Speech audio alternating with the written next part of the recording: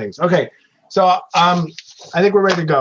So I would take a motion to open the meeting. Mr. Chairman, we have a quorum. So moved. A second. Bob, second. I mean, Robert, unmute. Robert, sorry. Sorry, I second the motion. Okay, so Robert Muscali, could you please read the introduction? Yes, good evening. This is Bob Muscali, and I'm calling the meeting of the Falmouth Cable Advisory Committee Ascertainment meeting to order. As a preliminary matter, I will confirm for the record the members and staff present and who can hear me. Michael Eder, Chair. Here. Jay Zavala. Here. Jennifer Mullen. Here. Okay, Deb Rogers. Here, I'm voting. Okay, thank you. So this open meeting of the Falmouth Cable Advisory Committee is being conducted remotely, consistent with the governor's executive order of March 12th, 2020, due to the current state of emergency. This order allows public bodies to meet remotely, so long as reasonable public access is afforded so that the public can follow along with the deliberations of the meeting. This order does not require public participation except for certain regulatory matters, although we are expecting considerable public participation this evening. This meeting is being conducted by video conference via Zoom app. Members of the public who wish to view and hear the proceedings may join. This meeting is being recorded. Some of the ground rules is that each speaker will be introduced. Please remember to unmute your microphone at the time, face your microphone and camera on your computer when you are recognized to speak. And when they, I think that's all we need to mention at this time. Chairman, back to you. Well, thank you. So I'm going to right away deviate a little bit from my script. We're going to do the best we can. This is a Zoom meeting. We're running it ourselves. We have a significant number of attendees. I'll go into detail the process and how things are going to work. So you'll hear that from me. So everyone should know how they're going to speak and how that will work. So this public hearing is regarding the renewal of the cable television license of Comcast Cable Communications Management, LLC, formerly Comcast of Massachusetts, Inc. The hearing is being held consistent with the regulations of the Massachusetts Cable Division. Public notice of this hearing was published in accordance with the regulations of the Massachusetts Cable Division and the Department of Telecommunications and Cable. With us today is William Solomon, who is assisting the town with the license renewal process. Welcome, Attorney Solomon. Thank you. I would also like to introduce the members of the Falmouth Cable Advisory Committee: Jay Zavala, Robert Muscali, I'm Michael Eder, Jennifer Mullen is our town liaison, and Nancy Taylor, our select board liaison. Also here with us is Comcast Senior Manager of Government Regulations and Affairs, Michael Galla. Welcome, Mr. Galla. Mr. Galla is here with us just to observe as part of the ascertainment process. We will not ask Mr. Galla to speak or address questions to him this evening. We very much appreciate his being with us today. It reflects the commitment of Comcast to Falmouth and PEG Access Television. Attorney Solomon, do you have some introductory comments? I do, Mr. Chairman. Thank you very much. So I guess we'll begin with the fact that this process is the part of and toward the end of the ascertainment process. And under the Cable Act, the town ascertains its future cable-related community needs and interests. The Cable Act is a very unique law because it's really one of the few laws we have that is effectively getting people, both sides, to figure out what's important, initially the town, to figure out what those cable needs are, most particularly for public education and government access, community television, which is so strong in Falmouth. And the law incentivizes and each side to sit down together and to figure out what matters most and how those needs can be met. So we have as a cable operator in Falmouth, Comcast, which together with its predecessors goes back 30, 35 years. And this is a company that began on the ground understanding who the players were in the town, where the cameras were, where the local origination sites were. And they do care about PEG access and community television because it makes them a stronger company and a better service.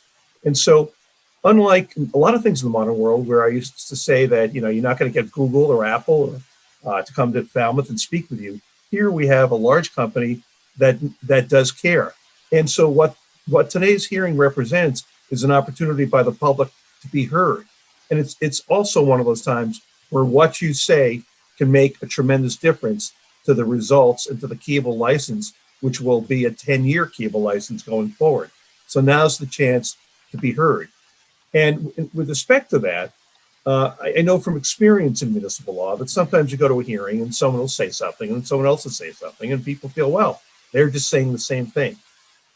In this case, if someone said what you said, please feel free to get up to second that thought, to express something briefly about why it's important. Because if everyone just said, well, someone else said that, we could be in a negotiation with Mr. Gallagher going forward.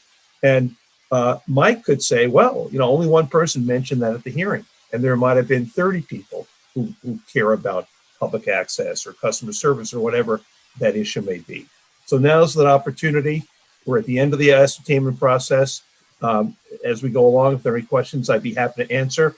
I should say, with respect to the three issues that do sometimes come up, that programming other than PEG access programming, telephone and internet service, and rates are not subjects that are within the authority of the committee, the select board, board of selectmen, or the town to control.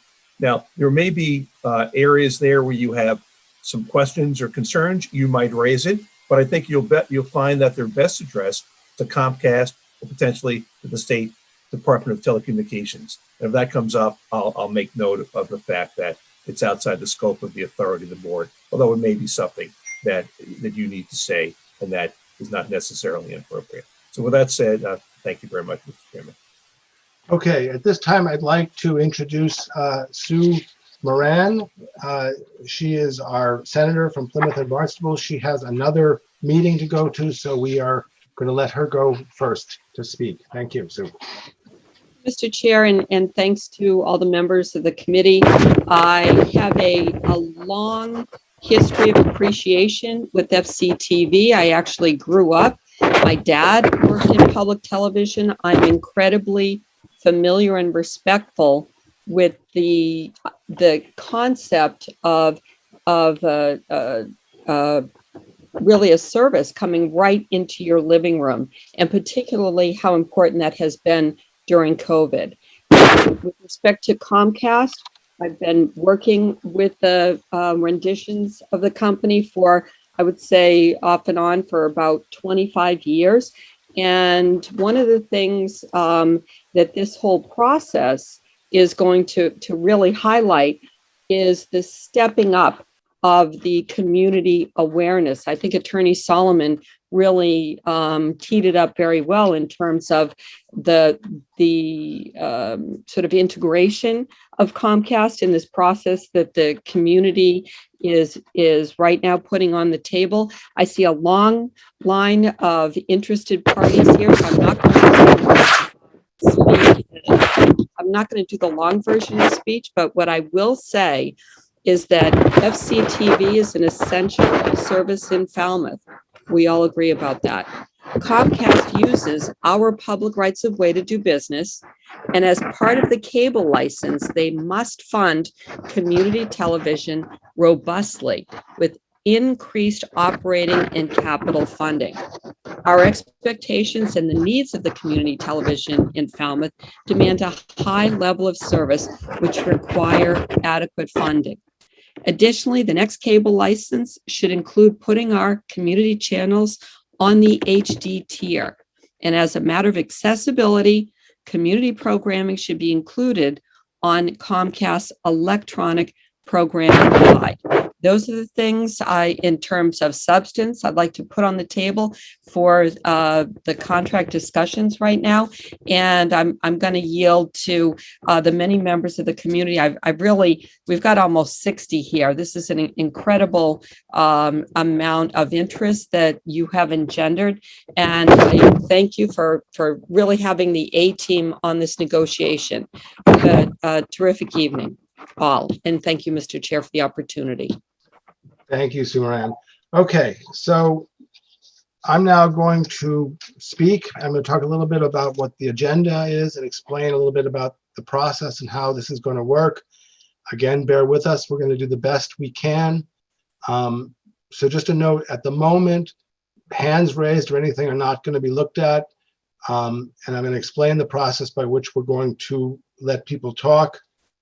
The agenda is going to be tonight. I am going to talk, and I am talking. Deb Rogers, the CEO of FCTV, is a presentation for us. Then we're going to ask town officials and employees to speak. We will be calling individuals from the following groups first: elected officials, town and school department officials, the Falmouth business community, i.e. things like the president of the Chamber of Commerce. What we ask people to do who are in that group, officials and employees, if you would please write your name, your full name, and your title in the chat. That's going to be the basis by which we ask you and promote you to speak. We already know there are some people who need to go first. You can also indicate if you're time constrained, and we'll try to take that into consideration. But please, again, I'm going to repeat that. We need you to write your name and title into the chat. If you are a town official or elected official or part of the business community of the Falmouth, an official, again, write your name there. After we are done, I will basically stop. I will stop at one point and explain the process to allow the public to speak.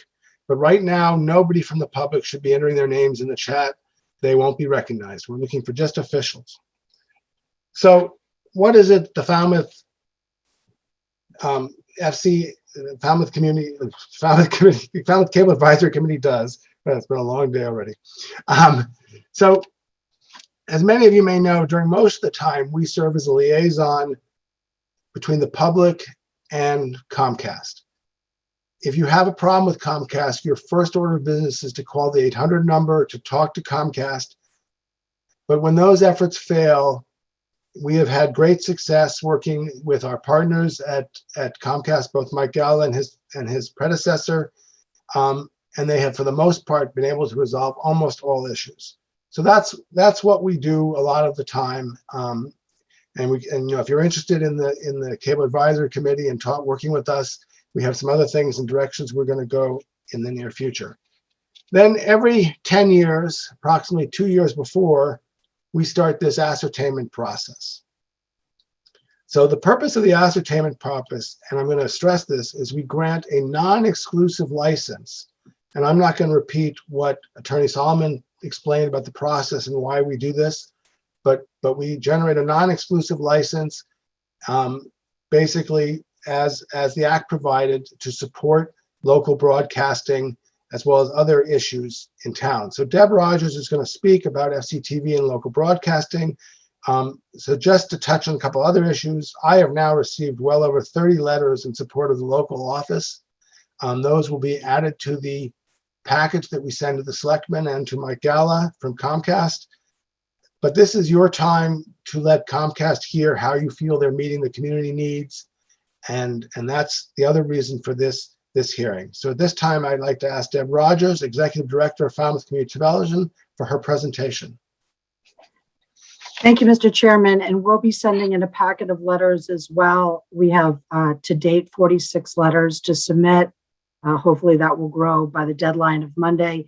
And I want to thank you for the opportunity and also thank those who are here who will be speaking for FCTV. I'm just going to share my screen.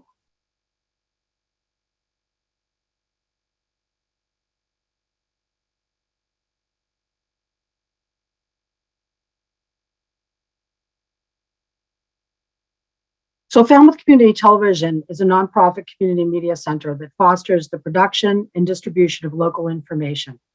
We provide access to training, technology, and content to encourage community dialogue, awareness, and expression. We're a membership-based organization. Membership is available to all Falmouth individuals, families, organizations, and FCTV's members represent a broad cross-section of Falmouth's population. FCTV is governed by its board of directors, which is elected by our members. And as of 2020, we had 460 members. In 1992, FCTV was established as an independent nonprofit 501c3 corporation.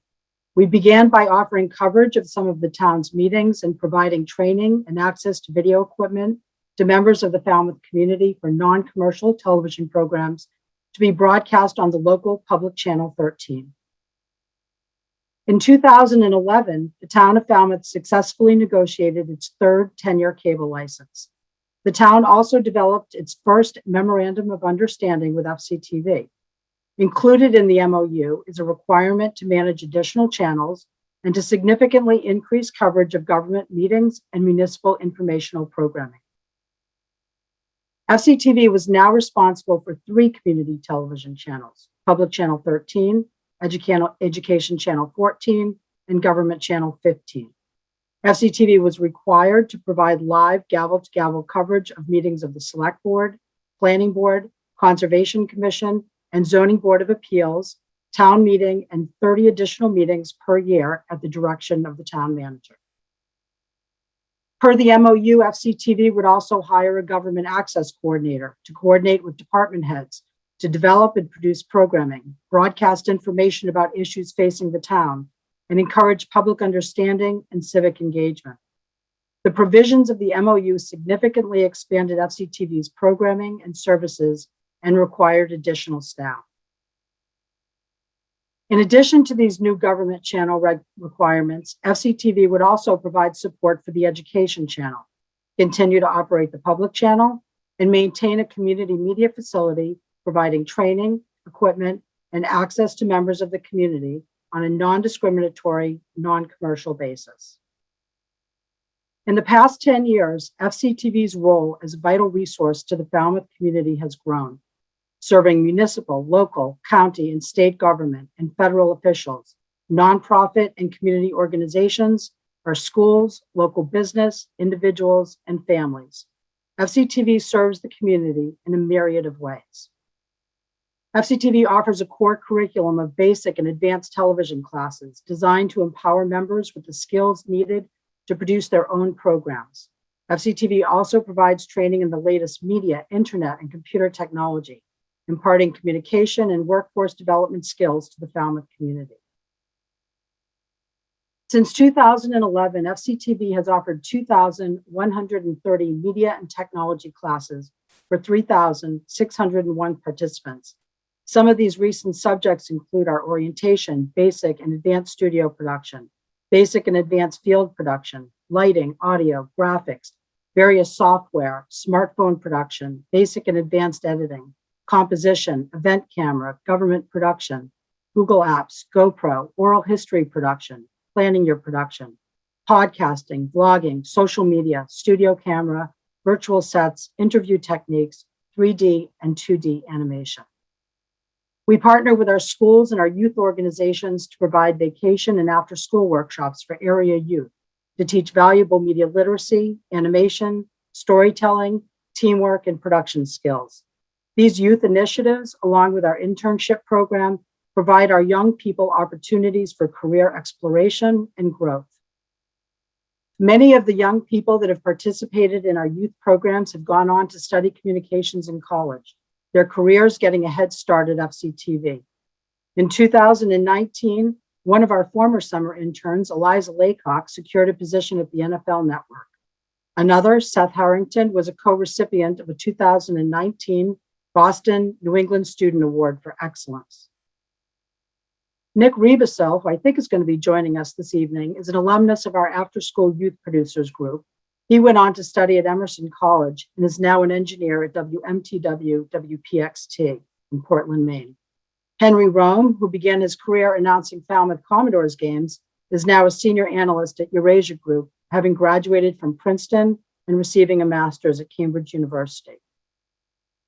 FCTV, with its members and volunteers, provides first run and repeat programming 24 hours a day on 3 channels, serving as a repository of programming that highlights our cultural heritage and history, encourages freedom of expression, and serves as a forum for local news and happenings.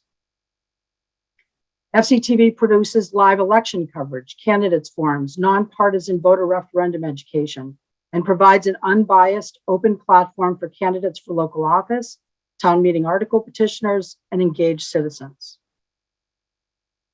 The public channel is powered by community, welcoming diverse voices, raising awareness, and fostering greater understanding. Our members produce programs that reflect the culture and character of our town.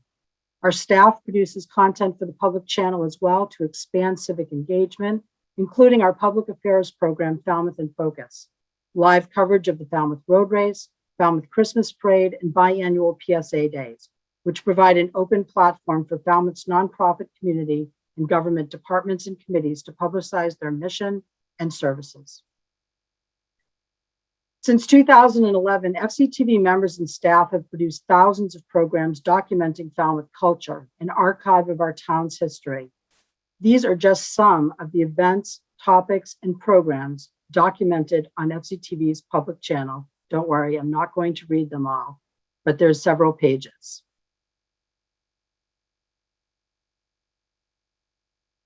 The educational channel primary goal is to extend learning opportunities by distributing diverse and educational television. Students produce the daily FHS, Falmouth High School Morning News program during the school year. With assistance from student volunteers, FCTV's Educational Access Coordinator produces a wide assortment of programming, including school committee meetings, graduations, assemblies, athletics, concerts, STEM projects, award ceremonies, and more. Production facilities are located in the school administration building and at Falmouth High School. Since 2011, the Education Channel has presented thousands of school-related programs for the town of Falmouth, and these are just some of the programs. The Government Channel serves as Falmouth's essential portal for transparency in government and timely information from our lawmakers and community officials. FCTV works with local officials to keep the public informed about matters of health and safety, town services, and key infrastructure projects. FCTV also provides legislative updates from our representatives on Beacon Hill, county and state legislative sessions, and briefings from elected officials. Municipal meeting coverage includes Select Board, Planning Board, Conservation Commission, Zoning Board of Appeals, Water Quality Management Committee, town meeting, and more. These are just some of the programs that we've produced since 2011, with numbers of them.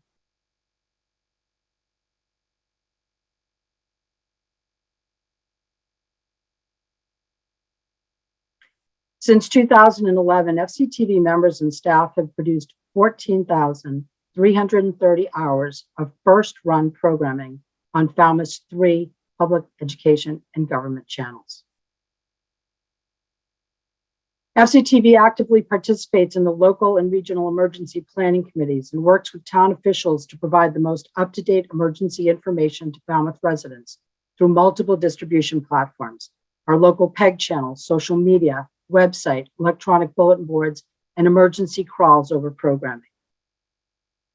On an annual basis, FCTV assists more than 150 local nonprofit organizations, community groups, government departments, and officials communicate their mission, events, and services through locally produced programming, including Falmouth in Focus, FCTV exclusives, PSA Day, and our electronic bulletin boards and training. The following is a partial list of the organizations and government entities that have utilized FCTV services.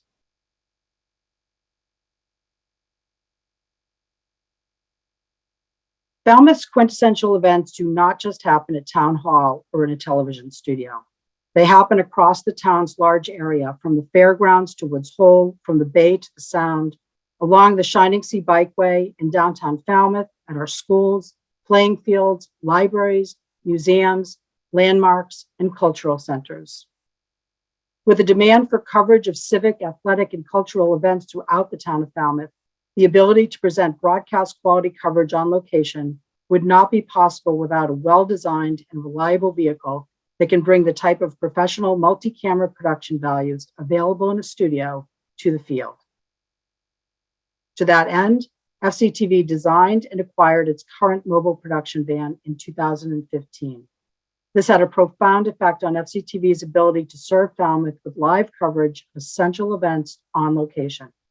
From May 2015 through January 2020, the production van has been utilized for locally produced programming 155 times. The impact of the expanded services and production requirements contained in the 2011 MOU, coupled with staff and equipment needed to satisfy contractual obligations and public demand, consumed FCTV's facility space. In 2015, FCTV began the process of strategic planning, reaching out to members of the community for input on how FCTV should chart its future. Of the goals outlined by our strategic planning, our first priority was to find more space to grow. Fortunately, FCTV was able to acquire the remainder of the building where its offices had been located to address these space challenges. With an eye toward the future, FCTV began planning and building Falmouth's new media center. After years of growth, community input, and planning, 2019 saw the completion of the Falmouth Community Media Center, a larger facility located at 310 Dillingham Ave, moving FCTV from the smaller units A and B to units C, D, and E. The center has been well received, and until the COVID-19 pandemic, saw a significant increase in usage and community engagement. Public information is vital, whether during day-to-day non-emergencies or during a public health disaster. When the COVID-19 pandemic changed our lives, FCTV recognized that we had a critical role to play as our town's communication center. To accomplish this, we immediately pivoted by sourcing necessary equipment and software, then launching these resources to provide the town with the ability to maintain clear and concise communication with the public. Here are just a few of the ways FCTV is serving the community through the pandemic. Each Friday, FCTV produces updates from our health agent, presenting the timely information our residents and businesses need about the current status of the pandemic in Falmouth. The governor's briefings are held at unpredictable times throughout the week. Replaying them on regular times allows for those with limited online access to receive this important state information on our local channels. FCTV serves as a major distribution source of local COVID-19 information, including content created to demystify the vaccine process, notification of available vaccination sites, and changes in guidance from health professionals on how to stay safe. FCTV worked closely with our town officials to make sure that the public maintain their access to government meetings. By providing live coverage on the new Zoom-based municipal meeting platforms, FCTV ensured that the town of Falmouth could meet important open meeting law requirements. FCTV also produced and broadcast polling updates and essential voting and ballot information from the town clerk to assist with the electoral process, and provided a virtual platform for candidates and partnered with our League of Women Voters to offer candidates forums. And if anybody was watching last night, we also do live election coverage. FCTV staff produced an entire virtual graduation ceremony when the Falmouth High School graduation was canceled at the last minute. This virtual ceremony was cablecast on Education Channel 14 and on social media for students and their families to watch. FCTV staff also used the mobile production vehicle to produce and cablecast a socially distanced graduation ceremony for Falmouth Academy students and their families. And weekly public service announcements were produced for the Education Channel, featuring Falmouth Public School nurses covering topics including mental health and well-being, masking, and hand washing. We virtualized our course curriculum and updated offerings to include training in the Zoom teleconference platform, StreamYard Virtual Studio, and the free DaVinci Resolve video editing software to offer inexpensive options for at-home production.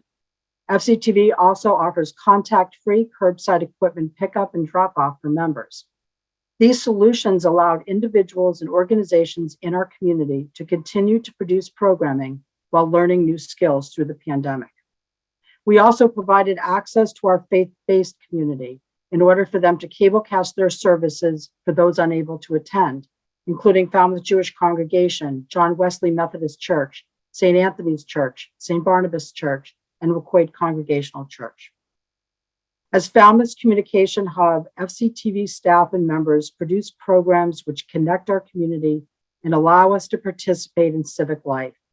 Examples included Veterans and Memorials Day celebrations, Museums on the Green lecture series, Falmouth Chamber of Commerce This Week in Falmouth and Holidays by the Sea, No Place for Hate events, Neighborhood Falmouth's Over the Back Fence, and College Light Opera Company's entire 2020 season. FCTV's flagship news magazine program, Falmouth in Focus, now in its 6th year, featured, amongst other things, COVID-19 related subjects, local resources, and documented our town's adaptation to the worldwide pandemic. Through crisis and calm, when our town has been faced with the important issues of the time, citizens rely on FCTV for vital information, lifelong learning, a repository of our history and culture, a connection to our community, and live open dialogue and debate. With sufficient resources, we stand ready to continue to meet our community's needs. Thank you, Deb Rogers. Okay, so back to a little bit of organization. So again, we're asking town officials to put themselves into the chat window, town officials and employees as well with their position. That we're gonna go to those people first. I think now we're about to start with Betsy Elizabeth Gladfelter from the Falmouth Conservation Commission because she has another meeting to attend to. Also a note to my co-host, I've been chatting with him privately and I don't think he's seeing it. So we've got to keep that communication open or find another one. But are we ready at this point to, is Elizabeth Gladfelter ready and can we promote her? Trying to find her, Michael. I've got her. Yeah, here she is. I have her.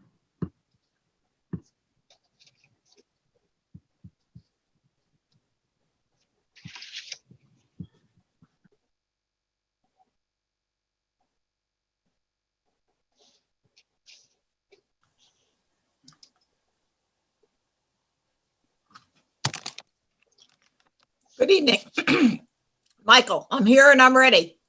Great, go ahead. We're ready for you. Okay, welcome to all of you. My name's Betsy Gladfelter, and I've been a member of the Conservation Commission for 15 years. I want to point out the vital role that FCTV plays in keeping the public aware of the role of the Conservation Commission and the Conservation Department in the town. CONCOM has a dual role. It's a regulatory board that implements the Massachusetts Wetlands Protection Act and the Falmouth Wetlands Bylaw, which protect the wetland resources of our town. And it also is responsible for the management of town conservation lands. Falmouth Conservation Commission meets almost every week at Wednesday at 7 p.m. And that's why I have to be on first. I know the public is very interested in and follows the decisions the commission makes because people frequently approach me and other commissioners to comment on something they've heard at our meetings. I always say to people, we're the real reality TV. It's also been important to be able to follow conservation meetings and other town meetings, this is personally and for other people, when one's away on a business trip. For instance, watching an FCTV production of town meeting when there's a conservation issue in an article. And also, the next thing I'm going to tell you is management of town lands. So Falmouth TV has been instrumental in keeping the public informed about our restoration efforts in town lands. I'm project coordinator for the Coonamessett Greenway Heritage Trail and the Coonamessett River Restoration Project. These combined projects have 40 partners and will receive $5 million in federal, state, and local grants. FCTV has been a wonderful participant in the project by coming out to film the groundbreaking and ribbon breaking ceremonies for both phases 1 and phase 2.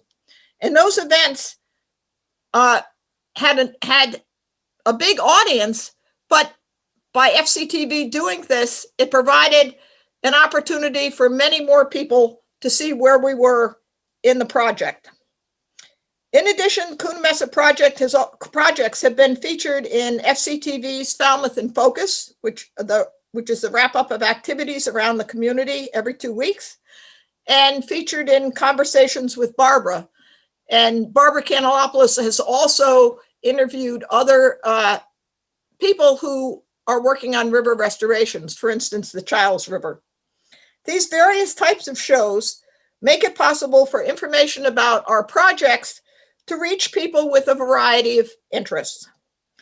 Videos about the river were filmed by volunteers who learned the trade through the efforts of FCTV, and they're able to borrow equipment as needed.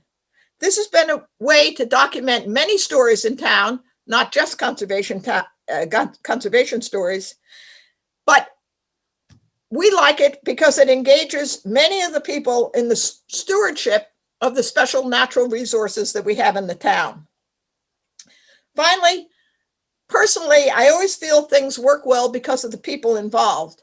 I appreciate the work of the Cable Advisory Committee, but I also want to personally thank Debbie, Jeff, Tony, Bob, and Lori Jo, who I work with on some of these projects, and their enthusiasm and professionalism has resulted in a full schedule of shows to keep the residents of Falmouth and others interested in the projects in our town and interested in an effort to protect our natural resources. And finally, I'd like to say that I'd like to see high def FCTV become high def, and I'd like to have the programs in the program guide. And thank you for this opportunity to comment. Thank you, Betsy. At this time, I'd like to ask David Vieira, Representative 3rd Barnstable, to speak. Thank you, Mr. Chairman, and I want to thank the committee for offering, even though we're in a pandemic, offering this opportunity for the community to testify about a very important decision that the town is going to make, and that decision relative to the terms of moving forward with our contract with Comcast. You know, FCTV and the work that they do in this partnership is more than just producing television.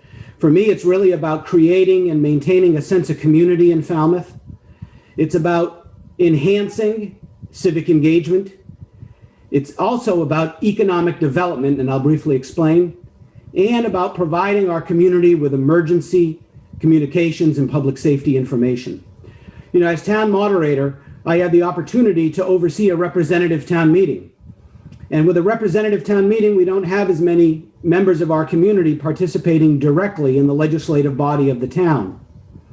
But with FCTV's gavel-to-gavel coverage, not only are our members of the community able to observe the town meeting, but with their online connection, those that are summer residents and may not be here during our meetings are also able to watch that cast and be informed of the decisions that are being made in the community where they own property and where they spend a portion of the time in Falmouth.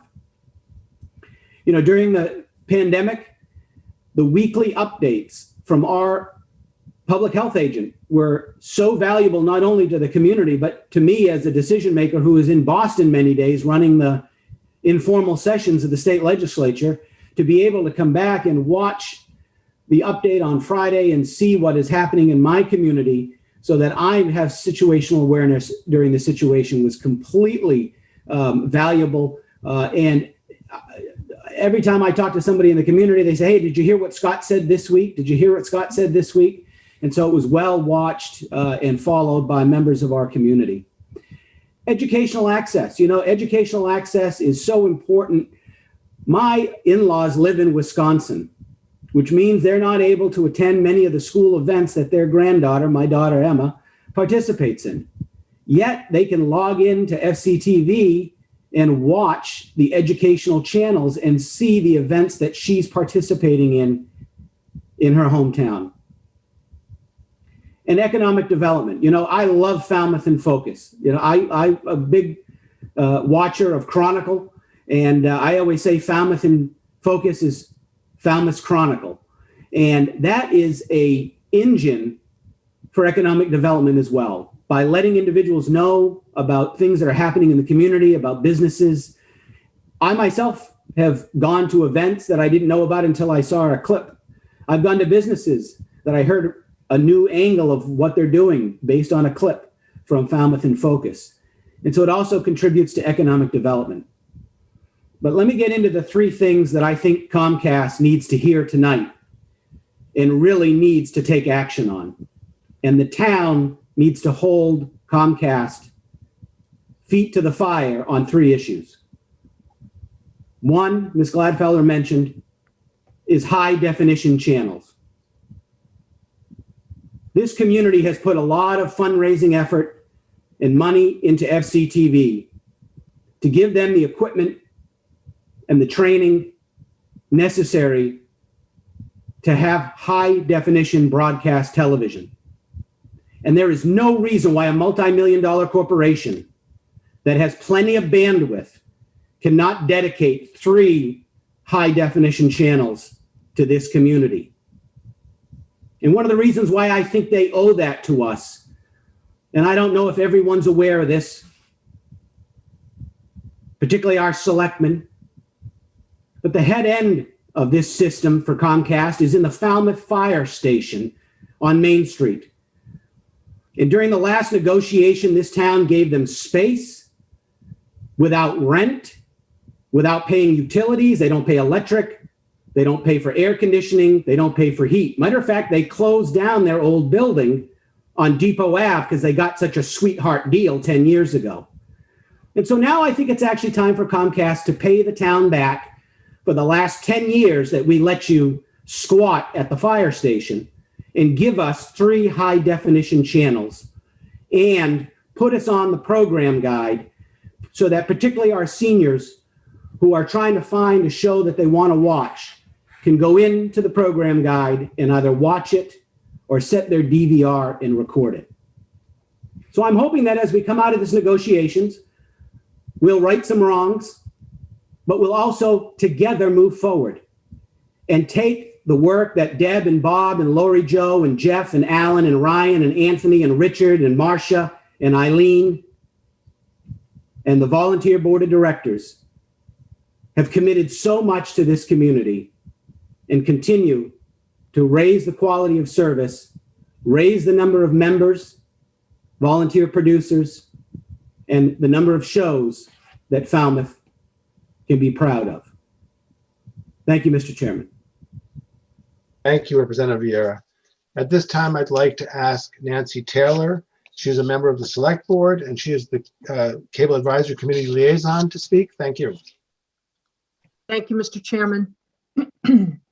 The Board of Selectmen strongly supports the work of FCTV and its outstanding programming in our community. And during this year of great challenge, and you've heard other people say this, but I think it's worth saying again, we have seen FCTV collaborate with the Board of Health and the Governor's Office in providing updated and accurate information around the COVID-19 pandemic and access to vaccines. The board truly sees FCTV as an invaluable resource to the Falmouth community. Additionally, the board supports transparency in cable pricing for all residents and for all businesses here in Falmouth. To support our community, we would ask that the customer service office remain open and active right here in Falmouth. Personally, I am proud of the stance the FCTV Board of Directors has taken to promote racial equality, the right to be heard, and a collective stance against systemic racism, as evidenced by the program Conversation, which is committed to education around social justice. So we ask that you continue your great work. Please know that the Board of Selectmen here in Falmouth support you. I have one other letter, Chair Eder, if you would allow me, and this is from Doug Brown, who is also a selectman. He asked me to read it into the record. Comcast needs to provide significantly better quality of equipment and signal delivery to facilitate local government and community programming. They should also facilitate the same service in all Falmouth public schools. Sound quality and video quality are substandard and have been as far as I can recall. Please build out Falmouth Town Hall, Falmouth Main Street Library, and all public schools with modern equipment and follow through on the commitment to support local programming. I suggest no longer than a 3-year term of license. This gives ample opportunity for Comcast to rectify shortcomings in local government and community services broadcasting, as well as school-based connections.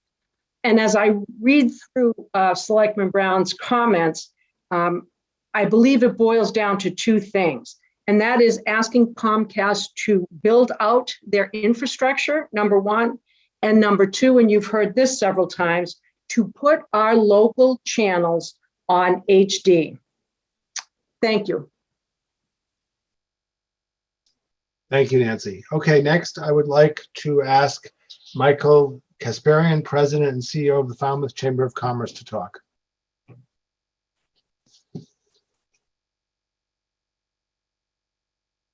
And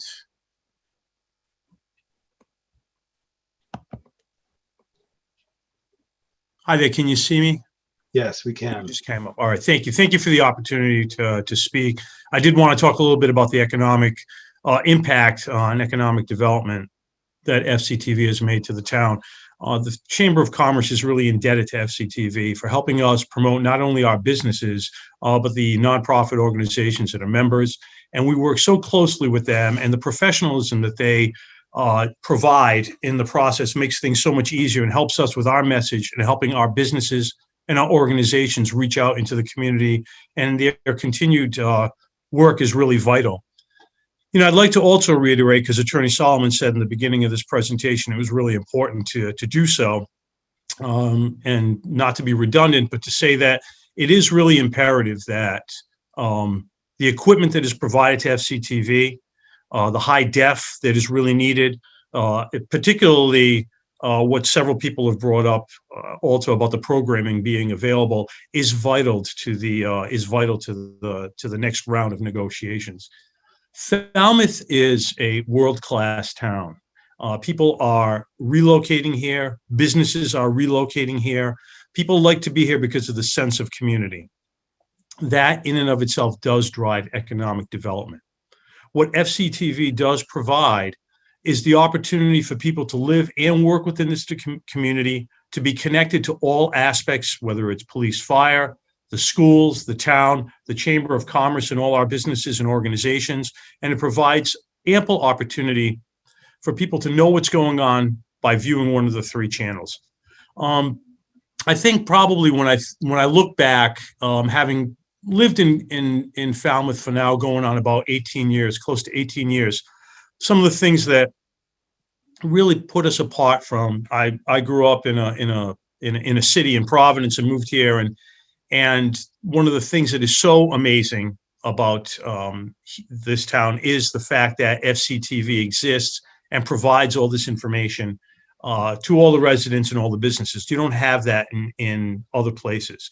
And it really is a jewel that needs to be nurtured and grown. And I can't support the statements that were made earlier anymore, that our hope is that in the next round of negotiations is going to be more emphasis, money, tools, and resources provided to FCTV so they can continue on the excellent work that they do to ensure that not only the businesses and organizations, but the entire community gets access to important and vital information that can continue to help the town grow in a manner which is consistent, that's thoughtful, and will continue to provide the resources that a town like this needs to provide for its citizens. So thank you very much for this opportunity. Thank you, Mr. Kasparian. Okay, next I'd like to ask Chief Dunn to speak.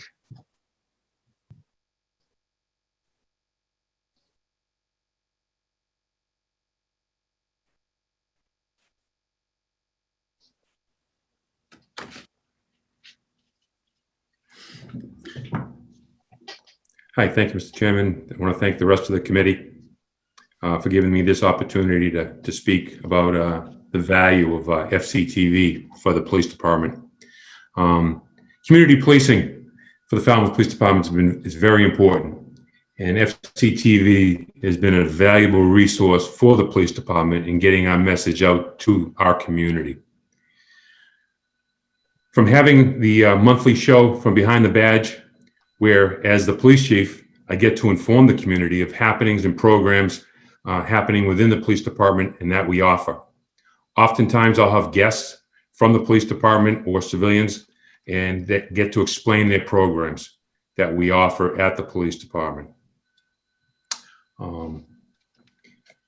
Such programs such as our domestic violence advocate, school resource program, and how the police department just operates as a whole, we've been able to share with the community. I've also used the show to introduce new officers to our community so that they get to put a face with a name. FCTV has been a great public relation tool for the police department to allow us to be transparent with the community. And oftentimes after the show is aired, I've heard from many citizens throughout the community that they appreciate the information that we've shared with them and what they've learned from it. I'm also grateful, we hold, again, part of the community policing process, we hold many events at the police department, and FCTV has been a big part of that, from posting those events on and scrolling them so that members of the community will know what we're holding at what particular times, such as Coffee with a Cop, Citizens Police Academy, our National Night Out, our open house, and our police memorial, as well as swearing in ceremonies for our new officers. And the vital part of it is FCTV participates in a lot of those large events with us by having their remote recordings of our award ceremony. Just recently, we had 2 ceremonies just happened. Once we were able to go back outside because of COVID, the swearing in of all 7 new officers and all our promotions, as well as our police memorial ceremony where we honor those who have made the ultimate sacrifice. And to have FCTV there to record that and show it to the public who couldn't attend the event is really important for this community. The police department has also been able to promote public service announcements at vital times in a timely manner. Some of those PSAs that we've done, such as bicycle and pedestrian safety tips, seatbelt awareness campaigns, and around the holidays, the Drive Sober campaigns to keep everybody safe.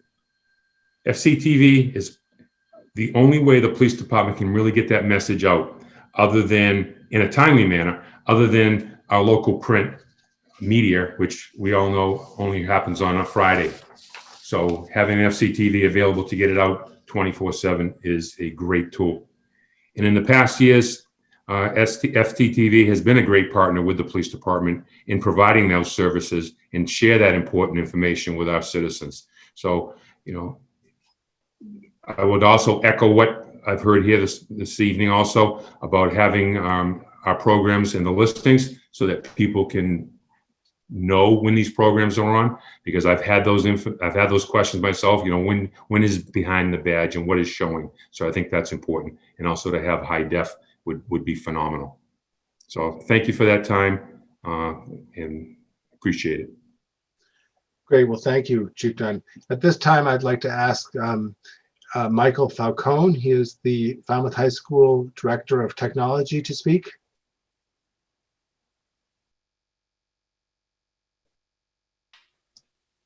Hi, thanks for having me tonight. Ms. Rogers mentioned earlier the amount of programming that Falmouth Schools does that's broadcast on the Educational Access Channel. I could list things off all night and still not get through a fraction of the programming that the school does.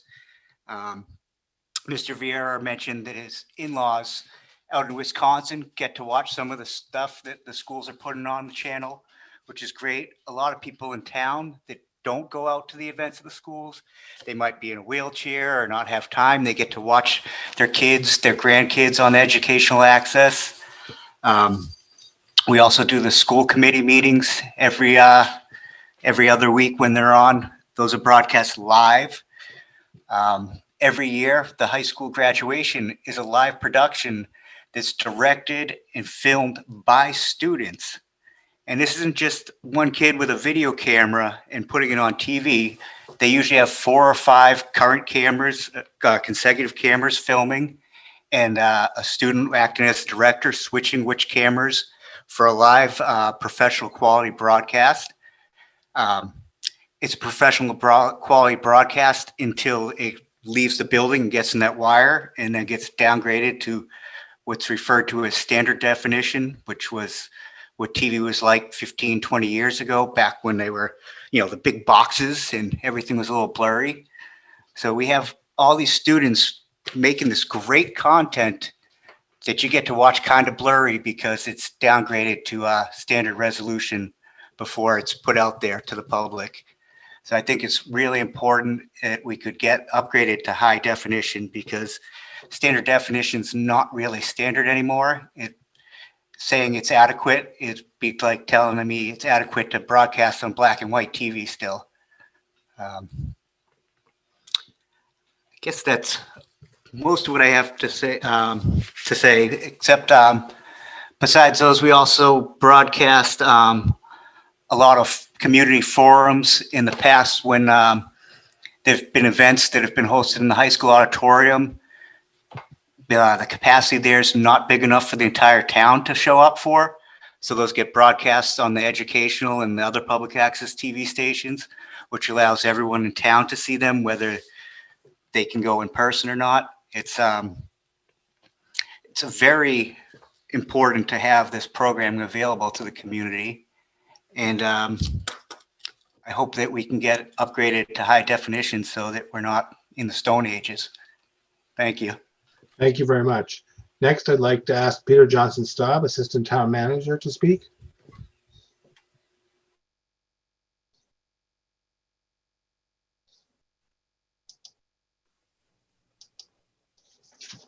Good evening, Mr. Chair. Thank you for having me. So I'm going to touch on 3 topics, 2 of which have already been mentioned a couple of times, but bear repeating. It's clear that video is just fundamental to democracy now, right? We're increasingly busy. It's very unusual for 2 heads of household not to both be working. It is just the way people expect to be able to interact with government and with businesses. They expect to be able to do it, yes, in person, hopefully, but also clearly by video. And in order to accomplish that, we need the lights on, which is to say you need to have a cable channel and you need to have your meetings broadcast, but that's not enough. You need quality. And what I want to emphasize for this hearing is that we need the funding so that we can have quality programming, and FCTV is a terrific example of that. They do a wonderful job of broadcasting our meetings, but not just our meetings, our community events from multiple locations, from whether it's town hall or the library or the schools or remote outdoor events using the van. And all of that is really important to building and maintaining community and connection. So funding for all of that activity is really critically important, and the community programming that Mr. Vieira mentioned as well. So it's not just going out and filming existing events, but generating content, and that takes quality staff and that takes funding. So we're blessed to have FCTV deliver that, and we rely on that funding through the cable license in order to continue that. As Assistant Town Manager, I'm participating in all the select board meetings and interacting with the presenters, and we often have PowerPoint presentations and slide presentations, and it became really apparent during COVID when we began using Zoom what a terrible degradation there is in the signal quality between what is recorded by FCTV and appears on Zoom versus what comes out through the television set, to the point that you can't read the presentation. And I have to advise presenters when they're bringing slides to a select board meeting that they need to have extraordinarily large font if they hope for the people at home to be able to read their presentations. So I want to echo the need for high definition, 3 high definition channels is really important. And lastly, a local customer service office is something that is really important to the community. Yes, there's a lot that can be done online, but some people are more adept at it than others. And even people who are adept at it from time to time, it's just much more convenient to exchange your old cable box and pick up a new one, particularly returning the old one at a local customer service office. So that's something that I think we need to really make a priority for this license negotiation. Thank you. Thank you. So next I'd like to ask Jill Bishop, Director of the Senior Center, to speak.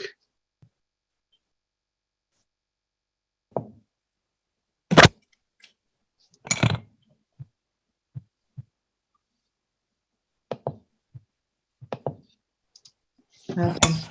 Hi, everybody. Thanks for having me. I am thrilled to be able to say a few words on behalf of FCTV because they've actually been an amazing resource to our community. My name is Jill Bishop. I'm the director of the Falmouth Senior Center. FCTV is an important resource that keeps residents connected. You're going to keep hearing that word connected probably with every presentation that people are making tonight. And that is important to our residents. It connects them to what's going on directly within our community, whether it be a town board meeting, a town event, an educational program, entertainment, or news event. As FCTV is the one that's there to make sure that these programs are available in the homes of our residents. Falmouth has a very large older adult population. We have over 10,000 residents age 60 plus. And that segment of the population of Falmouth is continued to grow and estimated by 2030 to be almost 50% of Falmouth's population. We have some people that may not drive at night. We have a lot of people that may not drive at all, and some may be homebound, and others may have limitations. And FCTV is what keeps everybody informed and connected in their own homes. The Senior Center over the years has been very fortunate to have had the service of FCTV to help get our program of services out to the community, the older adults and their family members. A number of the programs, for example, that FCTV has helped us share is emergency preparedness.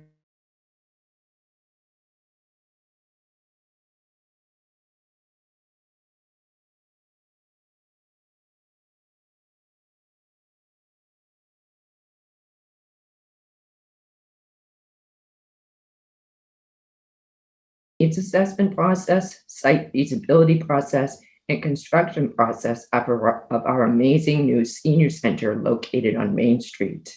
It's a facility where FCTV will now be available, and they have the ability to go live from our location. So in closing, I can't say enough of how important FCTV and the service they provide is to not only our community, but our older adult population. I look at community and the words connection, you're going to continue to hear equals FCTV. So thank you for listening. And I praise FCTV and thank you for what you do. Thanks very much. Next, I'd ask Chief Smith from the Falmouth Fire Department to speak.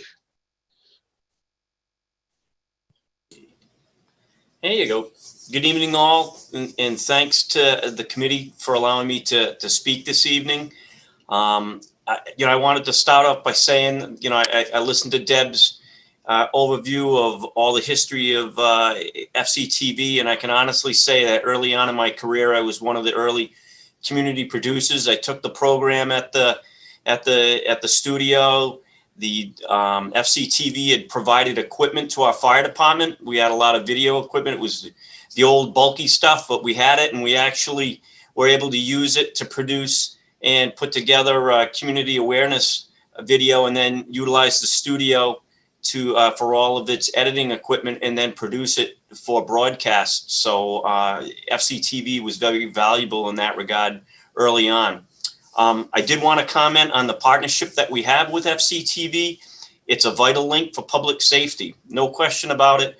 The ability of FCTV to provide broadcasting of our local emergency preparedness committee meetings, allowing us to have our fire prevention personnel or any of our fire EMS personnel to provide any information that is being asked of us to present to the community. And there's been a lot of awareness with public safety, and we've been able to broadcast that information and share some of the things that are going on in the department. However, the emergency preparedness is one of our greater roles in the community, and FCTV has been with us all the way. They have allowed us to provide information for preparedness for the community. As you know, there's a lot of community members that rely on FCTV. Can you hear me? Can anyone else hear me? Chief Smith, we lost your sound. Oh, let's see. No, I can hear him. I think you just lost us. Okay. I can hear him. I can hear him. It's like deja vu during the selectmen's meeting recently. The preparedness information has been a very, big component for FCTV with us. And we've had some great, relations with Deb and Jeff and company to come over and help us get the message out and provide a rebroadcast of our meetings.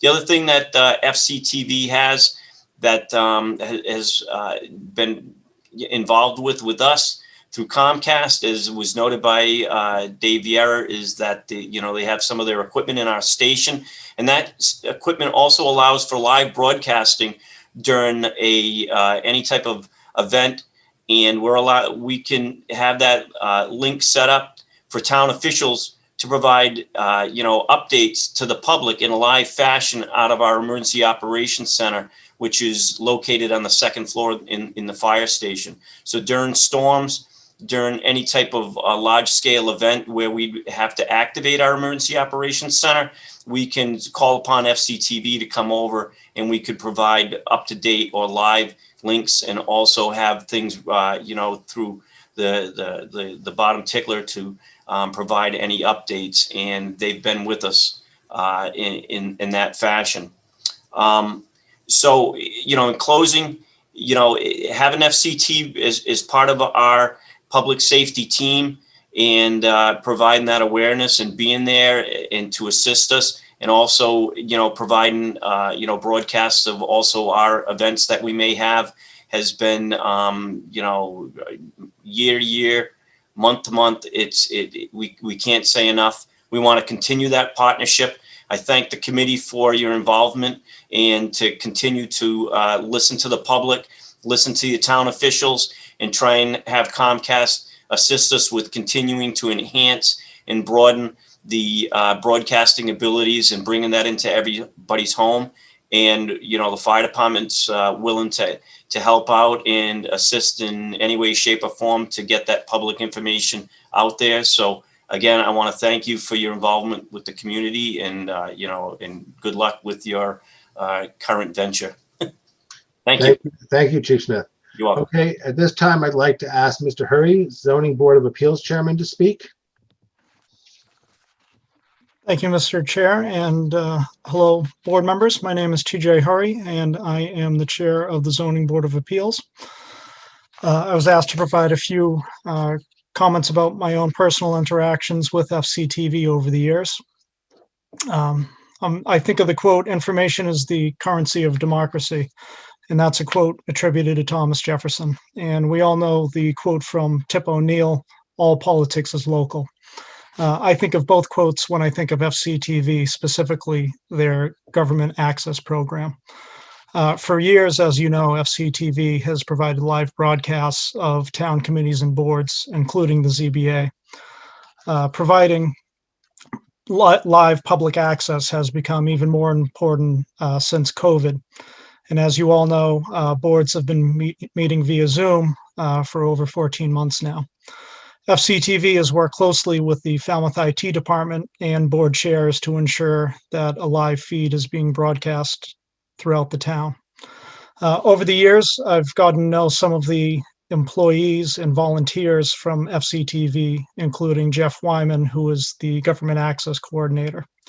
On the rare occasion that I do have to recuse from a hearing, I've been invited into their little control room immediately off of the select board's room, and I've seen them in action controlling the feed, and it's pretty impressive to watch. So like Tom Brady, they're the first ones to show up and they're the last to leave. They're wonderful people to work with. And that's especially true when the ZBA has been forced to meet outside of the select board meeting room to larger venues where FCTV has come along and they've worked remotely with us, bringing the van that you've heard about and setting up all their equipment, their audiovisual equipment, long before anyone even gets to the venue. They've done incredible work since COVID, and I think they should be commended for their hard work and effort. So improving FCTV's lineup to HD and also to allow their programming information on Comcast's electronic program guide only serves to improve the public's access to government television.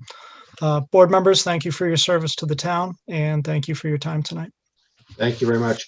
At this time, I'd just like to remind, if there are any remaining elected officials, town officials who are going to want to speak, they should enter their name and title in the chat box. Pretty soon, I'm going to be opening it up to the public, but next we have the Public Works Director. Thank you. Yes, good evening. My name is Peter McConaty with Public Works. I've worked for the town of Falmouth for approximately 15 years now. And throughout my tenure in Public Works, I've worked very closely with many of the members of FCTV, been in this studio, have done many live projects on, many live broadcasts on our major projects that we're working through in town. With Public Works, a major part of our daily work is communication. It's for us to be able to get the word out of what Public Works is doing, what Public Works is working on. We have emergency regulatory announcements that need to be made through either regulatory through EPA or through the Mass DEP that have time limits on it for water restrictions and water, if there's water violations or wastewater violations. And we're required to get that word out very quickly. And FCTV provides us the opportunity to get that word out if we do have to. Working with FCTV staff, they allow us to do public service announcements for drainage, for our NEPDES regulations, through the federal regulations, through our water regulations, through our wastewater regulations. They're very helpful with that. Over the past several years, we've had two major projects in town. One major project was our water filtration, brand new water filtration facility up on Gifford Street. During the construction of that facility, the public is not always allowed because of safety concern and OSHA concerns. So what FCTV was able to do is they were able to go up and do live broadcasts during construction. And our water superintendent, our director of public works, did walk the staff through the job site and show them where we were on the job site and how the projects were continuing and the progress that we were making. It made it very helpful to be able to get that word out to the public so the public and the residents could see what we were doing up at that site. I mean, it's one thing to hear about it, but to be able to see it and visually see it and walking through the site, it was a tremendous help. Second project that we were working on was our wastewater project. We had two over the last 5 years. One was in Falmouth Heights area, and the second one was in the Mara Vista area. And again, FCTV staff was able to go out and do actually field presentations and walk through our sites and talk with our wastewater superintendent and our director and others to be able to portray what we were doing out there as a project and what was going on in Falmouth and how the project was progressing and where we were in the stages of the project. made it very helpful, again, for the public to see what Public Works does and what we do and how our projects are moving along. It makes it a lot easier for Public Works when we have to go up in front of the selectmen or in front of town hall and we have to give presentations. Most times the public already knows a lot of what we're doing because they've already seen it through FCTV. In the wintertime, we each year studio, and we usually meet with Jeff or others, and we put together our winter snow and ice programs for our winter programs. So we have a winter ice program that we put together that we'd like the public to know about safety working around snow plows or driving around snow plows, safety on the streets, the priorities of how we put the plowing happens on streets, and how it progresses through the storm. And actually, at each individual storm, as the storm progresses, FCTV allows us to be able to get the word out of how's the severity of the storm, if we do have any closures of roadways, and where we are to be able to, where we are in the cleanup process. So I just want to say thank you to the FCTV staff. It's been very helpful for Public Works over the years. I appreciate the opportunity to speak tonight, and I do hope this continues for many years in the future. So I do appreciate it, and thank you very much. Thank you. Next, I'd like to ask our newest member of the Select Board to join us. Congratulations, and please go ahead. Thank you, and thank you for having me. I'm Angela Scott Price, and I am here because I am in absolute support of Falmouth Community Television. It's an invaluable resource in our community, one that is very close to my heart. I think it's an integral part of our community. People rely on it for information, and as has been said before, to connect with their community. The constant health updates that are received right now, that I'm sure will continue, the regular schedule of replaying important information for the people who can't watch it live. As Chief Dunn said, the public safety aspect is incredibly important. And as a newly elected official, I will continue relying on FCTV programming such as Falmouth in Focus to stay abreast of the issues and some of the events and happenings happening in town. And part of actually why I decided to run for Select Board is because of the work that I've done with FCTV on The Conversation that was mentioned earlier. The show is done in collaboration with Reverend Will Mebane, and we talk about issues of race, which are quite often difficult conversations, quite often uncomfortable conversations, but we feel they're necessary conversations to have. And FCTV, specifically Deb and Alan, have given us an opportunity to have those conversations with the community, where we invite people of the community to actually just have conversation and listen to one another. And so for that, I am very grateful that we have it. And I know that many people in our community find that show to be incredibly informative and help push along conversations. So I won't take up any more time. I will just say I want to second or third or fourth the comments about needing to upgrade to high definition, and that we need FCTV to be continued. We need to continue to support FCTV, and so does Comcast. So thank you for the opportunity. Thank you. Again, congratulations. So next, I would like to ask Mike DiGino from the Falmouth EDIC to speak.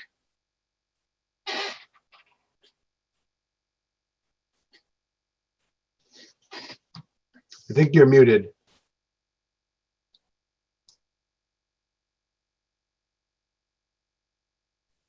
There we go. Is that better?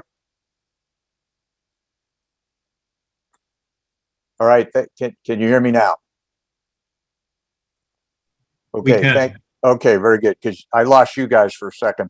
So thank you, board. I just want to say the Falmouth Economic Development and Industrial Corporation was set up by town meeting in the early 80s to develop projects and programs to enhance the economic vitality of Falmouth. And I would say the FCTV has been a partner with us in many of those projects. From the development of both of the business parks here in Falmouth, the development of the solar array up at Falmouth landfill, which is generating $500,000 a year in revenue for the town, and also the opportunity for energy savings for low-income households in Falmouth. FCTV has helped us immeasurably in getting the word out on those programs to the residents of Falmouth. The EDIC has a small business grant assistance program for those small businesses in Falmouth that have been impacted by COVID-19, and FCTV has been an important partner with us in getting the word out about that grant program. The redevelopment of the Falmouth Station, FCTV helped us with unveiling that project and getting the word out on that. So the organization has been an important partner of ours over the years. And I think in a much broader sense, when people are looking to establish businesses or thinking about where they might want to locate their business, or talented employees are looking for communities to live in, and those talented employees are so important to businesses for hiring. Everybody wants to live in a community with a strong sense of place.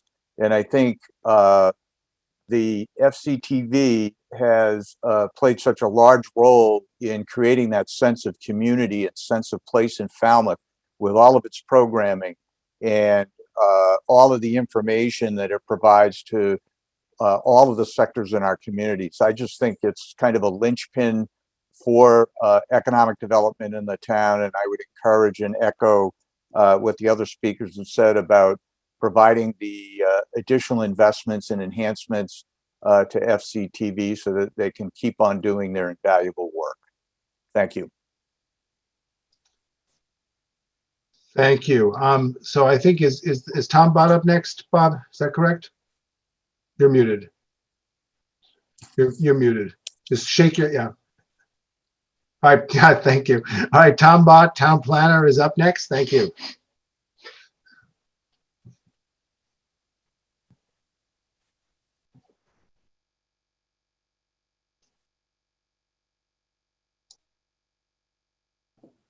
There we are. Good evening, Mr. Chairman. Good evening, Mr. Chairman and members of the Cable Advisory Committee. Thank you for having me. I'm Tom Bott. I'm the town planner here in Falmouth, Mass. And speaking to you this evening from the room where it happens, with apologies to Lynn-Manuel Miranda. It may have been a while since you've been here.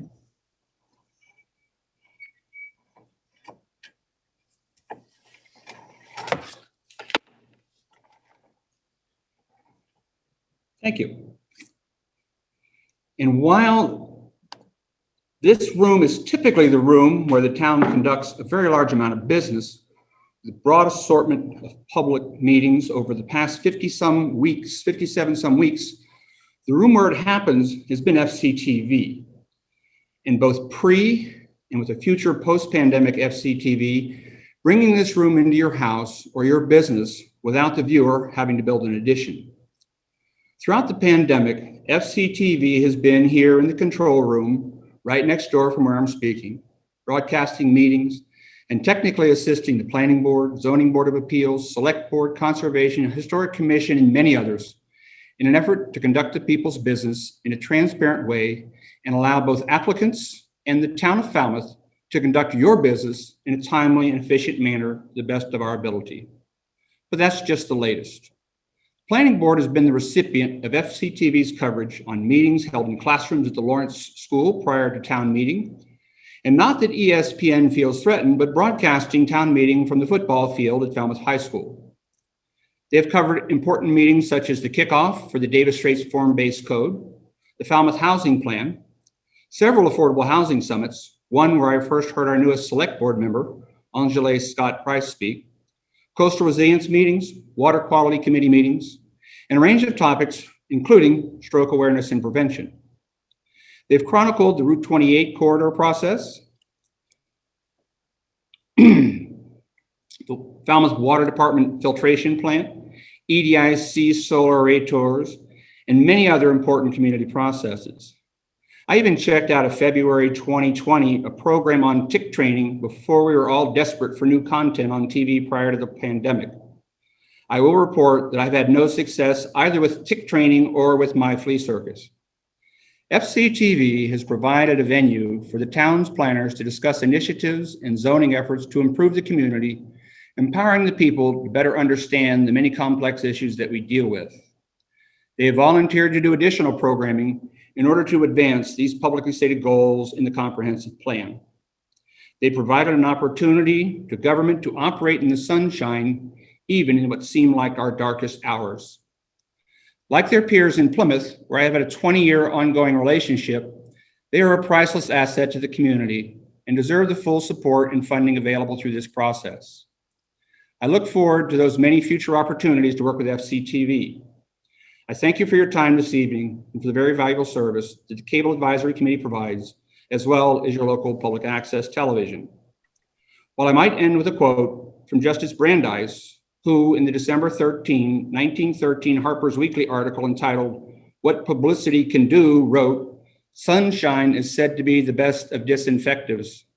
I will instead end my comments on the important work that FCTV does and why we should support them with a quote from the fictitious Wayne Campbell and his co-host Garth that you may have seen on the equally fictitious Cable 10 Aurora, Illinois Community Access Channel.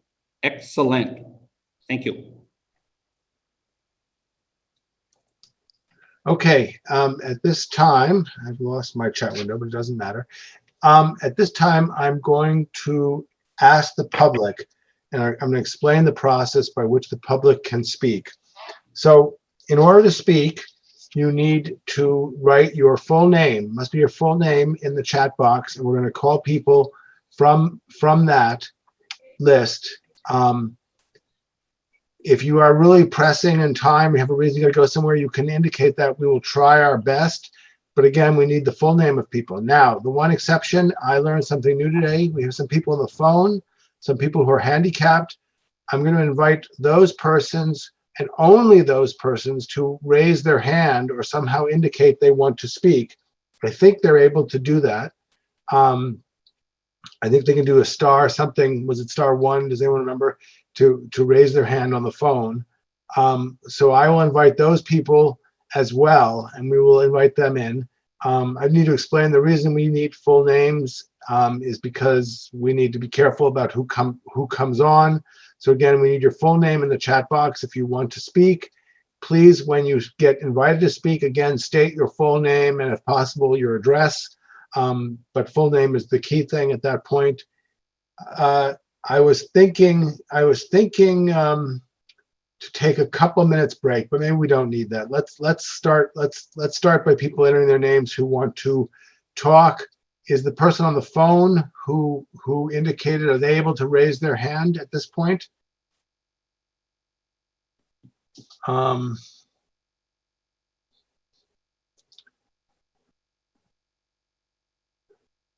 Okay, so we are going to start with the first person. The first person who wants to speak is someone who had another meeting to go to, was from the Democratic Committee. I've got lots of names scrolling by, I'm sorry. So we're going to hunt for that name. If you could put your name in the chat, that would be a big help. Again, you got to understand we're running this ourselves and we've got quite a few names that have gone by. Rosemary is there, Michael. She's Okay, all great. set. All right, Rosemary, you're going to talk next, and then I'm going to take the person who's raised their hand, and I hope I got the person who talked to us about needing to come in a special way. Okay, go ahead. Thank you, Mr. Chair. My name is Rosemary Drager Carey, and I'm Vice Chair of the Falmouth Democratic Town Committee.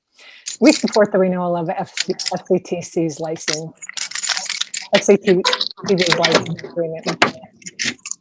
In these times when Americans are divided along party lines in the sources they turn to for their news, local television is an urgently needed resource. Increasingly large segments of our society adhere to beliefs that fly in the face of facts and science. As a society and as a town, we face steep challenges in ensuring an informed and engaged electorate. Civic groups like Falmouth Democratic Town Committee, whose goals include encouraging voting, public service, and community action, cannot perform this function alone. FCTV's independent, balanced, and comprehensive programming provides an essential service that all volunteer groups like ours could not possibly muster alone. FCTV makes it possible for our members, Falmouth Democrat members, but more importantly, all town residents, to learn about candidates running for office, learn about important public policy issues, follow our local elections, and watch government proceedings on a local, state, and regional levels. Many of these programs are rerun and can be recorded, ensuring accessibility to all. FCTV staff, technicians, and volunteers are always ready to cover newsworthy events such as our candidate forum at no cost to FCTV members. Full funding will allow FCTV to continue this policy and make the necessary upgrades discussed tonight. So in closing, Falmouth Democratic Town Committee wholeheartedly recommends renewal of FCTC's license tonight. They deserve our support. Thank you. All right, Bob, I'm going to allow the person on the phone to talk. I think that was the person who wanted to talk to us. We've got hands going on up. I got to point out the hands are really only for people who are on the phone and are basically handicapped and need to talk that way. So we'd ask you if your hand is up that be the case. So we're going to take this person on the phone right now and let them go ahead. Thank you, Mr. Chairman. Good evening. My name is Jane F. Perry, and I live in Hatchville, and I am disabled, not handicapped.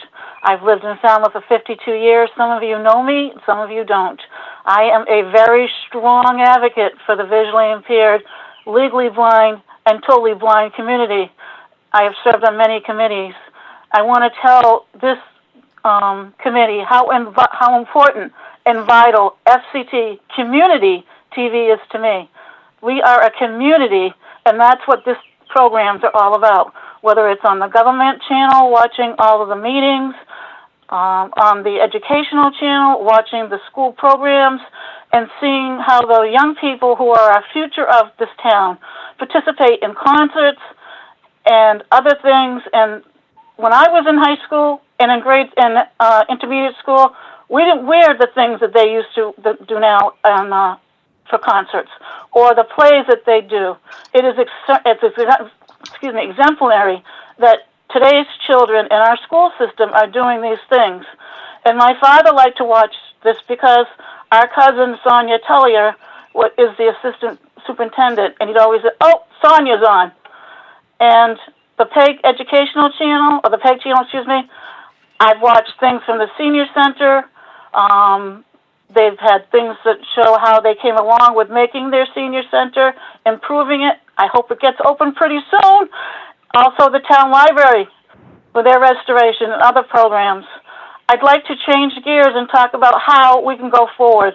Yes, funding is very appropriate. We need funding to keep these programs on TV. If I was to go to any meeting after 7 o'clock or any program, I'd have to take a cab because we don't have adequate transportation after 7 o'clock. And people know that I am a very also strong advocate for public transportation and audible pedestrian signals. And it would cost me $20 one way to get home from a meeting. That's not right. So let's do something else. You have closed captioning and you have American Sign Language interpreters. What about the people who are aging or like myself who watches the meetings and the programs? Because that's how I'm informed. And when I was a town meeting member, I said, "Oh, go ask Jane, call Jane. She knows the answer because she watches FCTV." And I said this to Miss Rogers and her staff several times. They are an excellent, excellent staff. I've used their computer room to take classes. I've been on a couple of programs. Falmouth First, when I talked about White Cane Day. And also, when I was in the Business and Professional Women's Organization, we did a program on the public access channel about women in government, empowering women. So as far as going forward, I would like to see not only additional funding, additional programming, but when you have your program guide, it needs to be in at least 20-point font. People cannot read it. We live in an aid town with an aging community. The other thing is we need to have a remote that is accessible through speech, to talk to speech. Yes, Xfinity has one, but I don't know about you, but I know many people can't afford Xfinity to watch TV and use what they call audio description. It is a wonderful, wonderful thing, and I hope you will try to get that, at least maybe for some programs. I know it's very difficult, but we need to work more for the people who, like myself, I called in tonight because I advocate for the older people who are visually impaired through the Mass Commission for the Blind and other agencies. And I could have used Zoom, but I did this for a reason, and I talked to you about the American Disabilities Act. Title IV is communication. So let's communicate better with everybody. I thank you for your time, and I hope that we can do audio description, a large print format, and also get the Audible Local Ledger, which is the Talking Information Center. That's how I listen and get my newspaper, to hopefully come back on and read the bulletin board. So I thank you for all the hard work on behalf of the visually impaired community, not only in Falmouth, but on Cape Cod. And thank you for your time and allowing me to speak to you through this method. I really hope that this town will get behind this committee and make it a true, true community service. Thank you very much for your time, and thank you for the opportunity to speak to you. Have a good evening. Thank you. Again, just as confusion, hand use is basically only for people who aren't able to communicate in the chat. We want to take most of our people at the chat. At this, and to some of you who have a hands up, I have been sending you messages to get a response. So we'll see what happens in a few minutes. But again, preferably write your name into the chat, full name. At this time, I'd like to ask Jeff Oppenheim to speak from the public.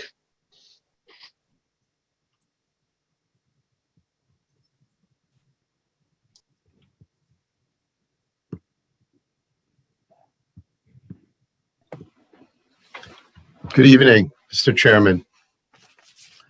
For your record, my name is Jeff Oppenheim. I'm a resident in Falmouth and have been an attorney here in town for almost 42 years. I'm also been on the board of directors of FCTV for the last 10 years. And it is heartening for me to hear all these positive things about the work of our staff, our executive director, and also on some level, the volunteer board of directors. And I've been on many boards. I've been privileged to be on many boards here in our community, nonprofit boards. And I must tell you that the FCTV board is one of the higher functioning boards that I've ever been on. They're very collaborative and tolerate a very wide range of opinions. And this way that various opinions are respected is mirrored in the way that the station is run and the way our membership views their role in the community and how they're dedicated to the mission of providing cable access to the community. As a former long-term town meeting member of over 20 years, I'm particularly proud of the job FCTV has done in covering our legislative body and all of their deliberations. Their coverage allows our citizens, as others have said, to see government in action at the grassroots level. From a staffing point of view, for FCTV, it's all hands on deck, and the operation is extremely well run. And again, I'm very proud of what they do at town meeting. The other area I would like to comment on is I'm a volunteer for our community emergency response team and for the Cape Cod Medical Reserve Corps. And in that capacity, I think it's very important, all of the work that they do in our community, which has been very clearly enumerated, not only by Deb Rogers, but also by our police chief and fire chief. They're involved in all kinds of levels of local emergency, everything from road closures to storm events to what we've experienced in the last 14 months, which is, the worldwide pandemic. They do a terrific job, and they need the tools to continue to do that. I guess in a very broad way, I'm proud of the way that they allow divergent views to be voiced within our community. And isn't that really what a democracy is all about? So please continue to give the tools to the FCTV to do a really great job for our community. They need the maximum operational funding and maximum operational, or not operational, but capital funding, so that they can keep up with the technology that is coming out and that is already out. Our community deserves it, and I hope that SCTV will receive it.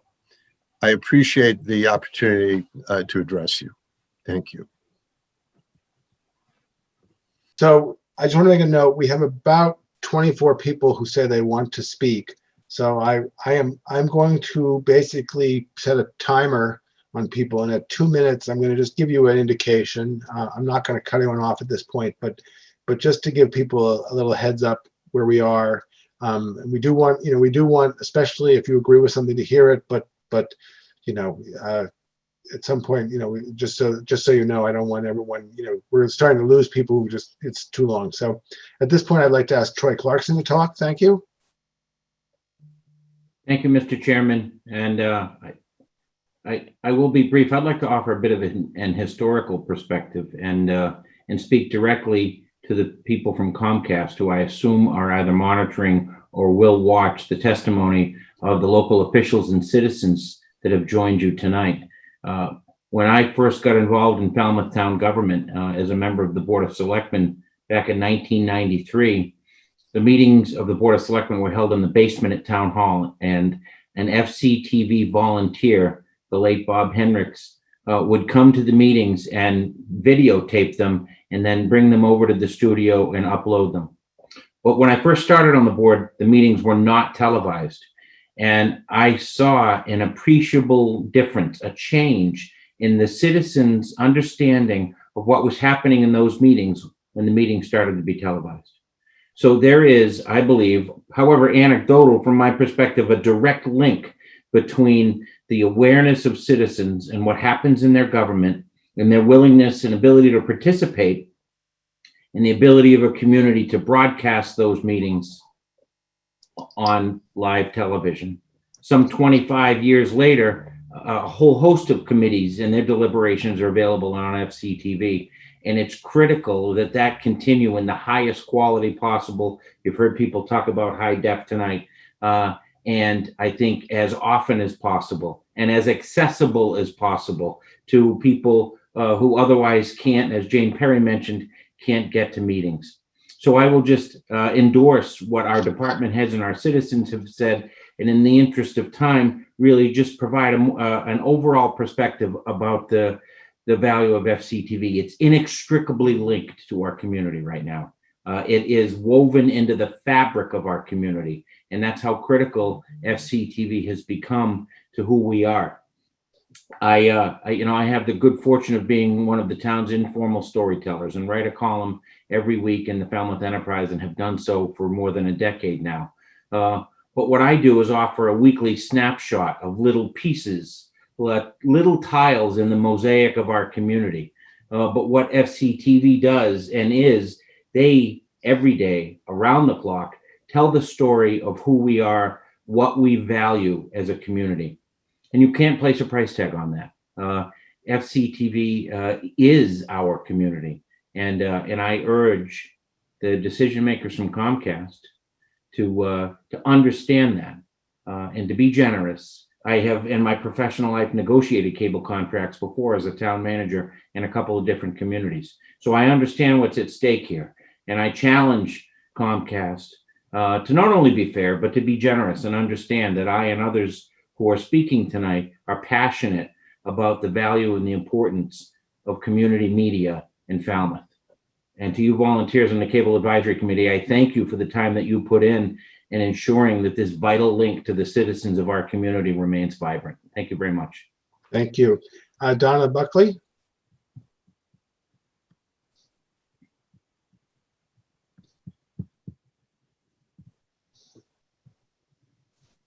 Hi, hold on, I'm just going to turn my video on.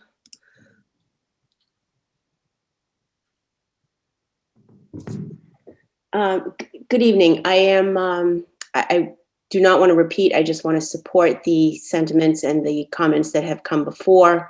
I am speaking partly on behalf of the Falmouth Village Association to express what an incredible resource FCTV is in supporting the economic development and the economic engine of our town, which is Main Street.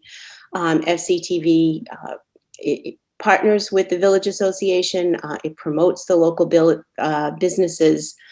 But most importantly, what I want to stress is the issues with the lack of a programming guide and the lack of high definition content on the television. Comcast, as I understand it, is obligated to provide the channels, but by depriving and making negotiable the fact, whether or not they are in high def and whether or not there is a program guide, essentially abandons that responsibility. It disproportionately impacts people who choose to watch the FCTV or access FCTV content by television. That is to a large extent elderly population, but it's not just elderly population. By making the viewing experience so outdated and forcing people to either use a computer or use the internet to view quality the content in a quality manner. It deprives people of watching the content together. We've heard a lot about the fact that sporting events or cultural events or the Christmas parade or the Christmas stroll are broadcast by FCTV. There's no real ability to record those. There's no real ability for families to come together in front of a television and watch a quality rebroadcast of those events because we are being deprived of the opportunity to do that through HD and through a programming guide. So I urge Comcast, I urge the town to upgrade, and it should not be negotiable. And this contract should not be renewed without those provisions with HD and with a programming guide, so that the content that we do have is accessible to everyone in the same quality. Thank you. Thank you very much. I'd like to ask, well, first of all, let's just say I'm not controlling the order. Some people behind me are hard at work. There's dozens of messages going by, and they're trying to figure out the best they can. So we apologize. We're going to try to get it to everyone. So next, I'd like to ask Mr. Shar, George Shar from Falmouth Academy to speak.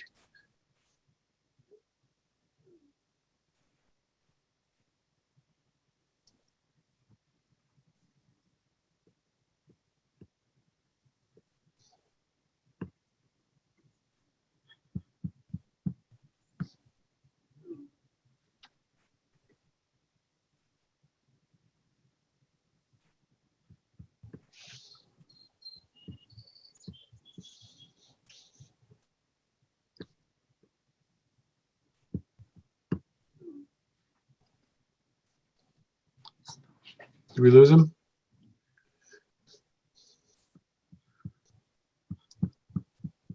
Yeah, I promoted him. I don't know if he's still there. Okay, so then next, let's go to Mark Pearson. Oh, Yeah. was he next? Yeah. Yep. Mark, He okay, great. Hi, I'll be quick. I just wanted to put in my 2 cents about FCTV. They were really wonderful with College Light Opera Company in the last year during the pandemic, creating opportunities for us to share our digital content for the 2020 season. I can't say enough about the staff. They were really wonderful. And I'd also like to say that their dedication towards educational initiatives in terms of classes on digital media speaks a lot to our mission here at College Light Opera. And I had a very good experience with them, and I think they're an excellent resource here in Falmouth. They're very communicative, and I would say that they're very community oriented. That's really all I wanted to say. Great. Bob, are you ready for the, I'll take care of that, Bob. So next I'm going to ask Barbara, I don't have the name right, Knaplis to do that, to talk. She's had her hand up, so I hope she understood the meaning of having your hand up. So I'm going to let you talk now. Barbara, do you hear us? I'm Barbara Kanelopoulos. Please. Hi, Barbara, we hear you. Go ahead. Barbara? I think Barbara's on mute.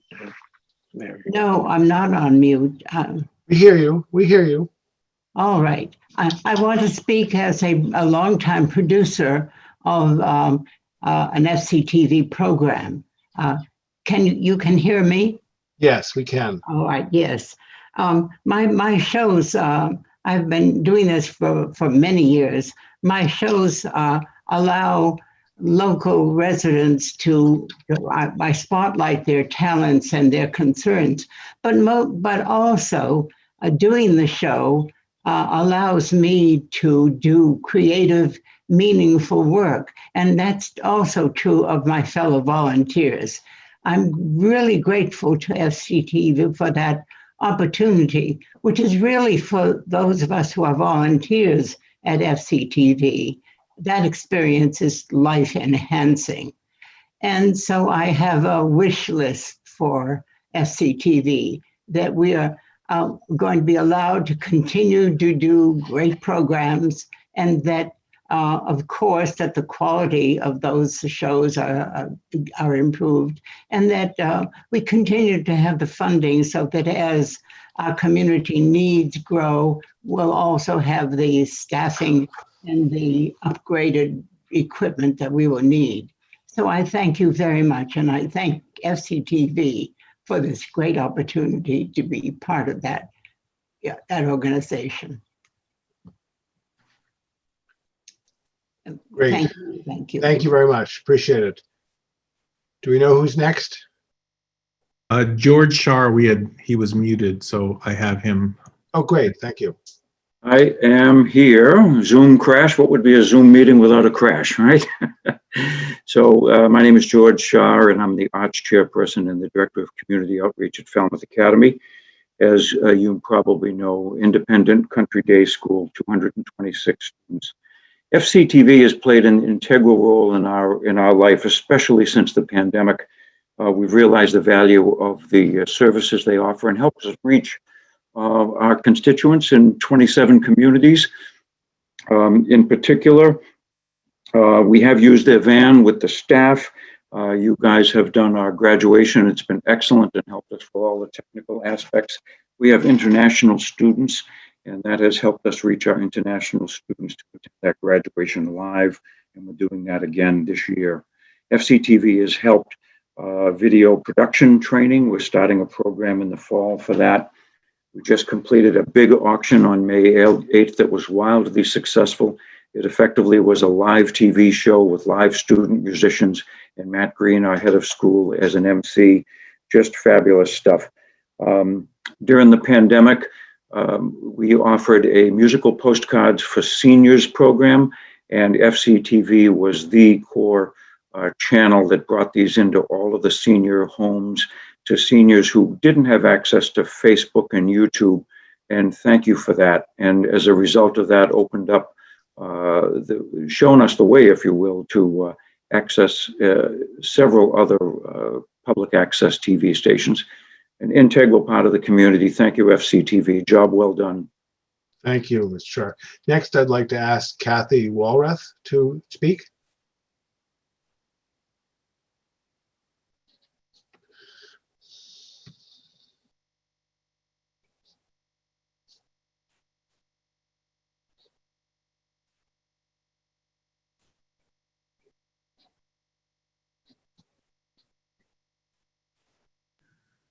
Kathy, you're muted. If you can. I'm sorry about that. I just lost my Zoom for a moment, had to get back in.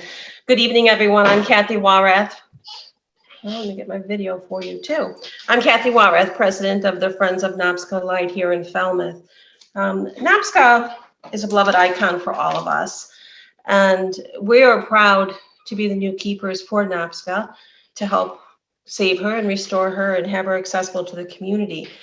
Early on in the inception of Friends of NOPSCA Light, FCTV recognized the importance of our mission and supported us with creating materials to communicate what we're doing to our community. And they continue to do this through today. Specifically, they've helped us create PSAs, multiple PSAs for our community. They've created a few segments for Falmouth in Focus, the most recent one being last week, which help us share where we're at with the project with the full community. During the pandemic, the broadcast that they did on the updates from our town and from our state government, helped all of us in the nonprofit world plan not only programming, but for the safety of our volunteers and the constructions that have been going on at different projects. The staff at FCTV, specifically Deb, collaborated with other nonprofits here in Falmouth so that they support each other during the pandemic, identified best practices for the nonprofits, and helped each of us think outside the box about what we can do to keep our nonprofit mission moving forward. That work continues today, and I look forward to some of the innovative ideas that Deb and others have come up with. I could best summarize my experience with FCTV is that they truly are community-centric. Over the last 2 hours, hearing everybody attest to your attributes at FCTV, FCTV has demonstrated very measurable outcomes about being community-centric. And what's being proposed to improve what you can offer to our community is reasonable and should be considered both by our town and by the Comcast.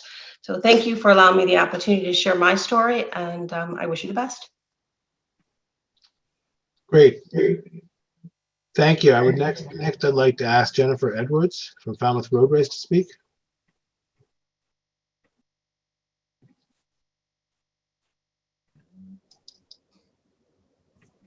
Hello. So my name's Jennifer Edwards. I am the executive director of the Falmouth Road Race. Our nonprofit organization produces a world-class 7-mile road race each August. And last year, our virtual race included nearly 10,000 participants from 45 states and 16 countries. Our organization remains deeply rooted in Falmouth. Our staff, our board, everyone's involved in the community throughout the year. We rely heavily on our partnership with FCTV, specifically each year as they broadcast the finish of our race down in Falmouth Heights. They've been broadcasting our finish line for more than 25 years. They support us with our event promotion. We have come to depend on this partnership as a way to strengthen our continued connection with the town of Falmouth. And personally, as a member of the business community, a Falmouth Chamber of Commerce board member, and parent of a student in the Falmouth Public Schools instrumental music program, I have seen firsthand the impact that FCTV has had in our community. They offer much needed technology training, mentorship of all our students, promoting civic mindedness, And Falmouth prides itself on having a very strong sense of community, which I think you can see by everybody who has shown up to support tonight. And a lot of this is possible by having FCTV as Falmouth's communication hub. So while their broadcast equipment is HD ready, from what I understand, the handoff to Comcast is in SD. And as we plan our 50th running of the Falmouth Road Race next year, we would respectfully request that FCTV is granted an upgrade of their 3 channels to high definition. We feel it's vital that they have the ability to record and to offer the highest quality viewing experience possible. And I thank you for your time. Hi, I want at this point just make a note. I know it's a late evening and a lot of people are getting tired and want to move off. Just so you know, what you have to say here is important, but we are also going to accept letters. Our email is available on our website at falmouthmass.gov. It's actually cable@falmouthmass.gov, I'm pretty sure, but it's on the website. So if you will also be heard. Anything you have to say in an email, again, at cable@falmouthmass.gov. Anything you have to say, you want to send an email or a letter, will go into the packet. We will still be accepting letters until the middle of next week. I'll give you the exact date at the end of this. So you can be heard but not stay on the line. So just be aware that there is that option. I know a lot of people are getting frustrated. We're doing the best we can. Thanks very much. So just be aware of that. I promise anything that comes to that email address will get forwarded on to Comcast as part of the packet. All right. So that said, I have so many emails going by. Who is next, Bob? Sorry.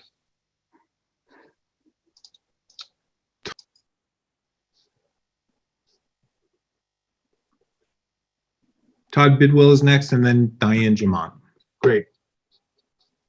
Todd, you're on. Hello. Hold on a second. There we go. Hello. Good evening. My name is Todd Bidwell, and I am president of Falmouth Volunteers in Public Schools. Tonight, I am speaking on behalf of our executive director, Tracy Crago, and the Falmouth VIPS Board of Directors. As leaders of a nonprofit organization, we can attest to the value that FCTV provides to the community. We have utilized the expertise of FCTV staff members, including Bob Fenstermaker, Andrew Richards, and Alan Russell, who provide outstanding guidance and direction for public service announcements and programming opportunities. The availability of FCTV as a platform for organizations to share their messaging is critical. We have benefited from FCTV's services in many ways. Our programs for public school students in Falmouth have been showcased on FCTV programs including Falmouth in Focus, Conversations with Barbara, and numerous programs on FCTV's Educational Access channel. We are regular participants in FCTV's PSA days. These PSAs keep community members informed of the good work, services, and opportunities offered by local nonprofits and civic organizations throughout the year. We share these PSAs on our social media, e-newsletter, and website because they are professionally produced and offer an excellent snapshot into program highlights.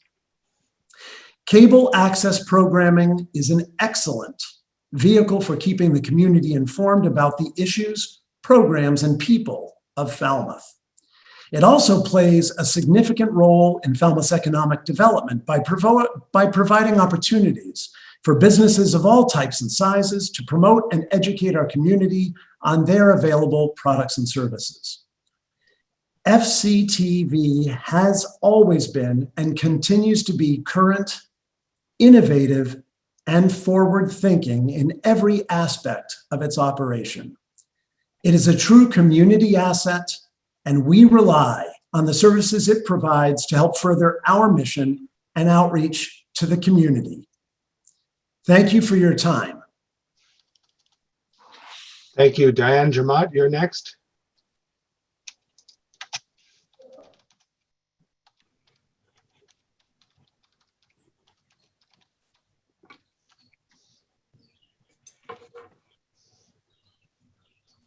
Hi there. Are you ready for me? We are. Okay. Thank you very much. Good evening, and thank you for the opportunity to participate in this hearing. My name is Diane Jamat, and 6 years ago, I returned to Falmouth to enjoy retirement in the town I grew up in. It's really great to be home.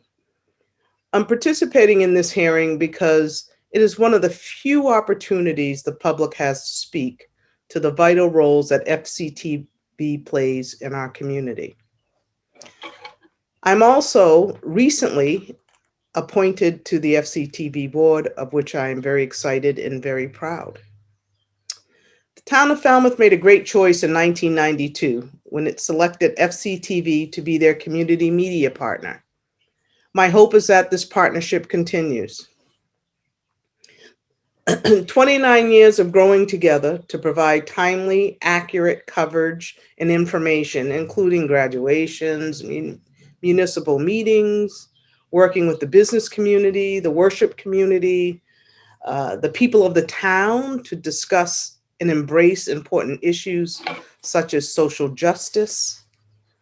This opportunity will not come up for another 10 years, so it's critical that we get this right. It's most important that the new license ensures that the capital needs of FCTV will be covered for the next 10 years. We don't have the chance to come back because we forgot something. That's why it's critical that the new license fully support the needs projected by FCTV for its next 10 years of operation. Please make sure both the operational and capital funding requests are fully supported. FCTV has 3 community channels on Comcast, as you heard all night, and they are the only 3 channels not provided in high definition. This needs to be corrected. All 3 channels need to be included in the Comcast electronic program guide so that subscribers will know when programs are scheduled and be able to record them through their DVRs like all other channels.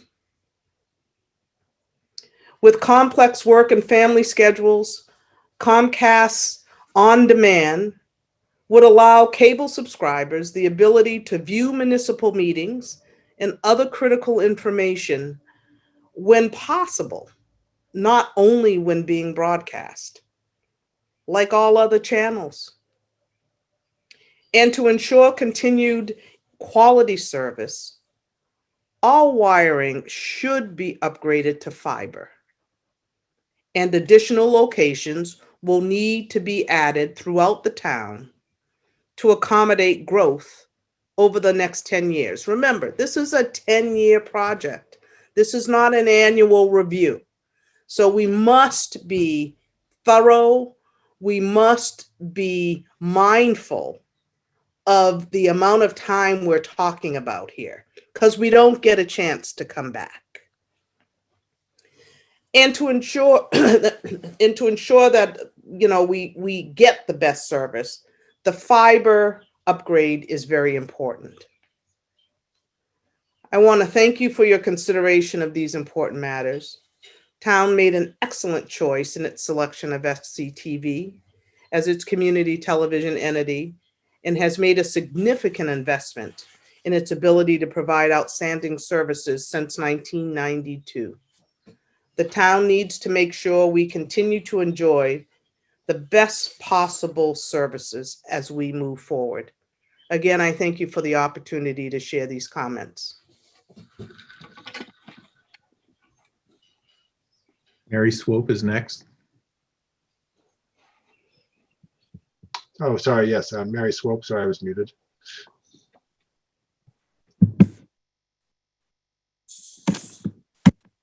I have to start the video. Oh, there we are. Good evening. I'm so glad to be able to speak in favor of all that everyone else has just said. I was for at least 10 years the representative for the Falmouth, the FCTV member representing the Woods Hole Cantata Consort, which she every summer gave a classical concert and made up of residents and visitors, summer visitors. And FCTV gave us so much help, and through the person of a volunteer trained Dick Batchelor, who used to take the video. And we'd go and we'd check out the video and we'd edit and everything else. It looked wonderful. And then we'd all had a party, the people who'd sung, because we couldn't see ourselves or hear ourselves. We'd go and we'd have a party where we'd erase scores and we'd watch what FCTV had produced. But it was always a little disappointing because it was never as good as the television that we saw in the studio. So I'm wholeheartedly agree with everything that we've heard so far. And I feel that because Falmouth has such a rich cultural life, and I think that's one of the things, that the rich cultural life of this town is something that attracts people among other things. And it's not just the beaches. And I feel so strongly that FCTV should be supported. And I'm also, I'm a singer, but I'm also a poet. And I've been enjoying participating in the poetic license, which is an open mic that we've been having a really good time in creating our own cultural group of children and seniors and young singers and poets and storytellers. It's become a small, wonderful community in itself. So just for everything, I just want to echo what everyone else has said, and thank you for letting me come and speak. Well, thank you very much. Jerry Lassos, you're next.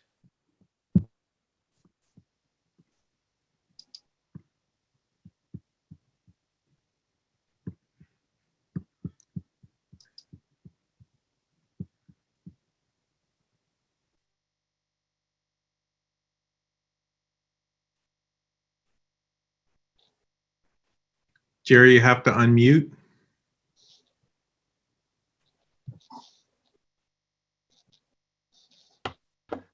All right, apologize.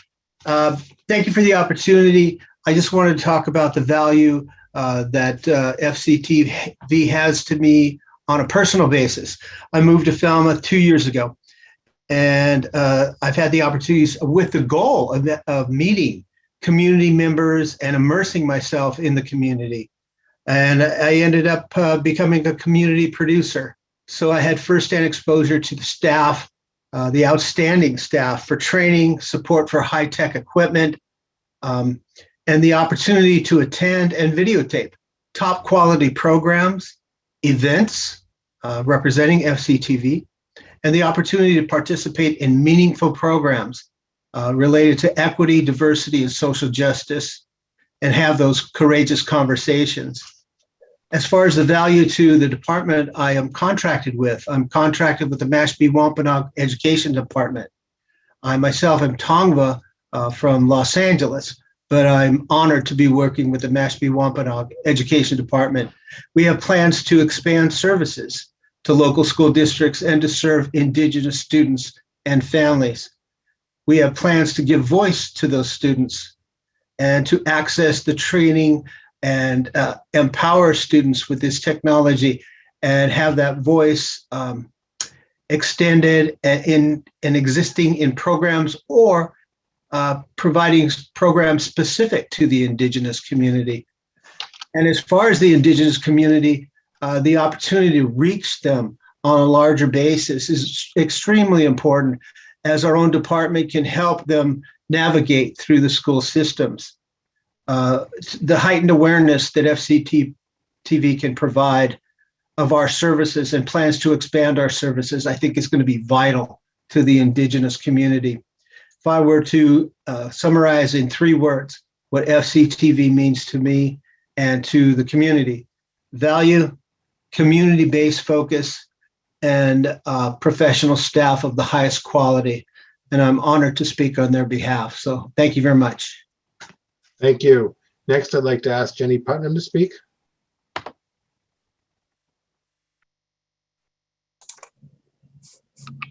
Hi. It's just been such a pleasure to listen to everybody talk about how wonderful FCTV is. I'm the chair of the Voter Services Committee of the League of Women Voters in Falmouth, and the League is proud to be a nonpartisan, neither supporting nor opposing candidates or political parties at any level of government, but always working on vital issues of concern to members of the public, which seems to be right in line with FCTV's mission as well. We've partnered with FCTV for many years now. They've allowed us to get information to voters who are not able to attend our in-person forum, and thus giving access to the disabled, the homebound, working parents, or others who, for whatever reason, cannot get to the meeting on the day of the event. During this pandemic year, our partnership has been especially crucial. Without FCTV, we could not have executed our mission to inform voters about candidates, ballot choices, and other issues crucial to the lives of Falmouth residents. We heartily recommend the renewal of the FCTV's license. And finally, I just want to say it's always a pleasure working with the committed, smart, and talented crew of people at FCTV. Thank you to the board and to FCTV for this opportunity to support them. Thank you. Next, I'd like to ask Reverend Membane to come up and speak.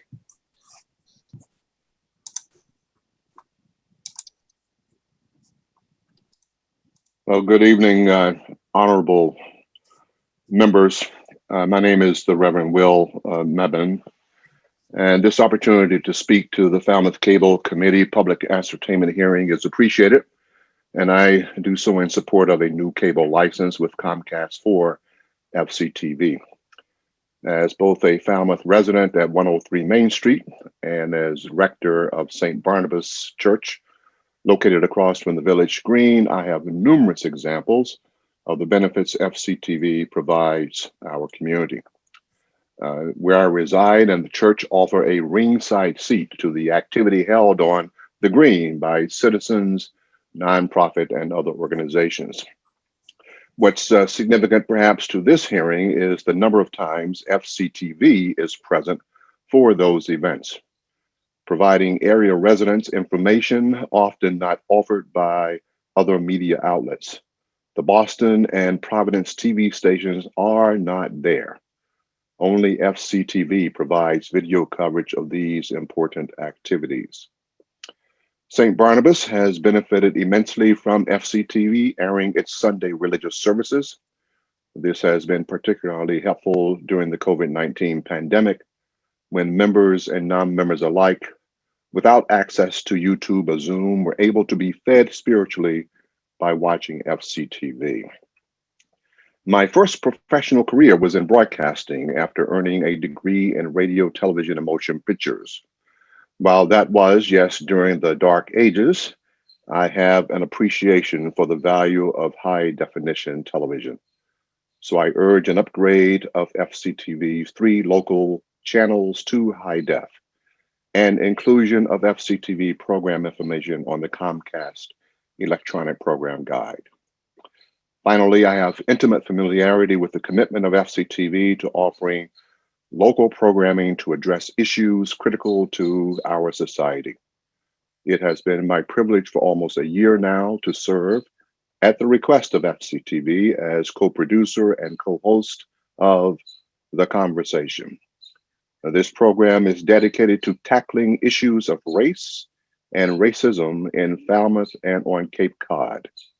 We attempt to offer a way forward for our community, and I'm eager to continue those critical conversations via FCTV in the years ahead, hopefully in HD. And personally, I hope a 10-year renewal of the license also means a 10-year renewal of Deborah Rogers as the executive director of FCTV. My thanks to you all. Thank you. Next, we have Olivia White up.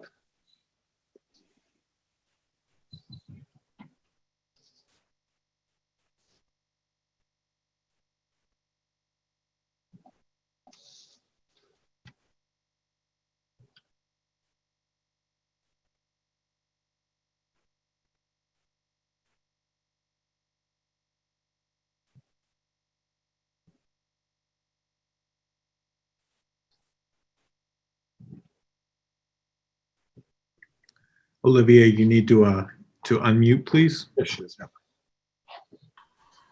Thank you very much. Those of you who are listening realize that I've been waiting for 2.5 hours. And that should tell you why I still am willing to stay up and talk to you about FCTV.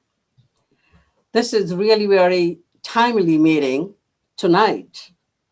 We had our town election yesterday, and for octogenarian like myself, who are not very tech savvy, FCTV is the only source we have that gives us instant results. So thank you, FCTV, for keeping us old folks informed all the time. Now tonight I could talk about many organizations, but I am a newcomer to Falmouth. I've been here only 10 years, but I think that I'm involved just about every committee you can imagine. But I will just simply talk about 4 things very briefly. When I came, I became president of Newcomers Club. Year after my presidency in 2015, FCTV invited me and the new president to create a PSA as to what Newcomers Club of Falmouth does. It was a wonderful PSA, great publicity for the organization, and it's so good that it's still on our website. Second organization that benefits from FCTV is No Place for Hate. I'm on the steering committee of No Place for Hate. FCTV has been very helpful in promoting every event that No Place for Hate has organized. They have been instrumental in bringing people together to talk about diversity, Black Lives Matter, and the issues such as hate crimes. FCTV is very helpful by starting the series that we just heard about, Conversation. I was fortunate to was invited to a dialogue in one of the early conversation, and it got me hooked. And now I listen to every single conversation and I publicize them among my friends.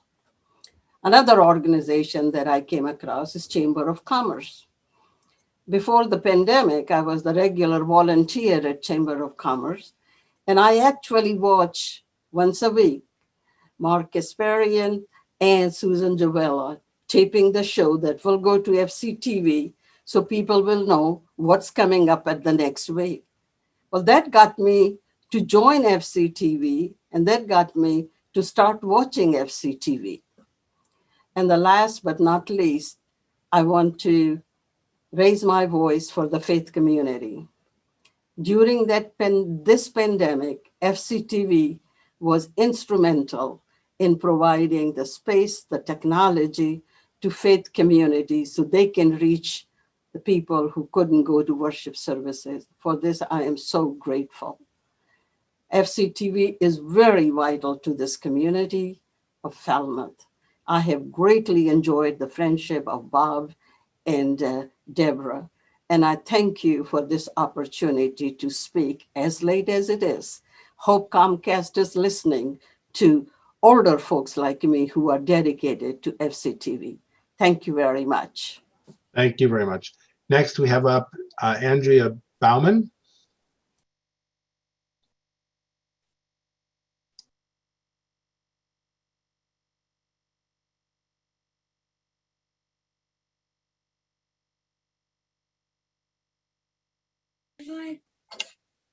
Okay, hello, good evening. Thank you for the opportunity to express support for FCTV. I am Adrienne Bauman, and I am representing the Rotary Club of Falmouth Cape Cod as the immediate president.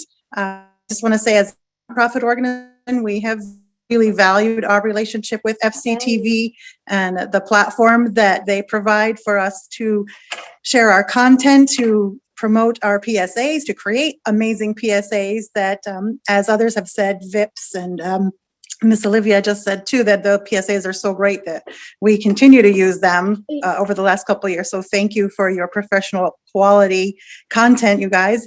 And the Rotary Club of Falmouth has partnered with FCTV on community service projects, on fundraising events, on really getting our message out to the community through their platforms. That has been invaluable for us to relay to the community who we are and what we do.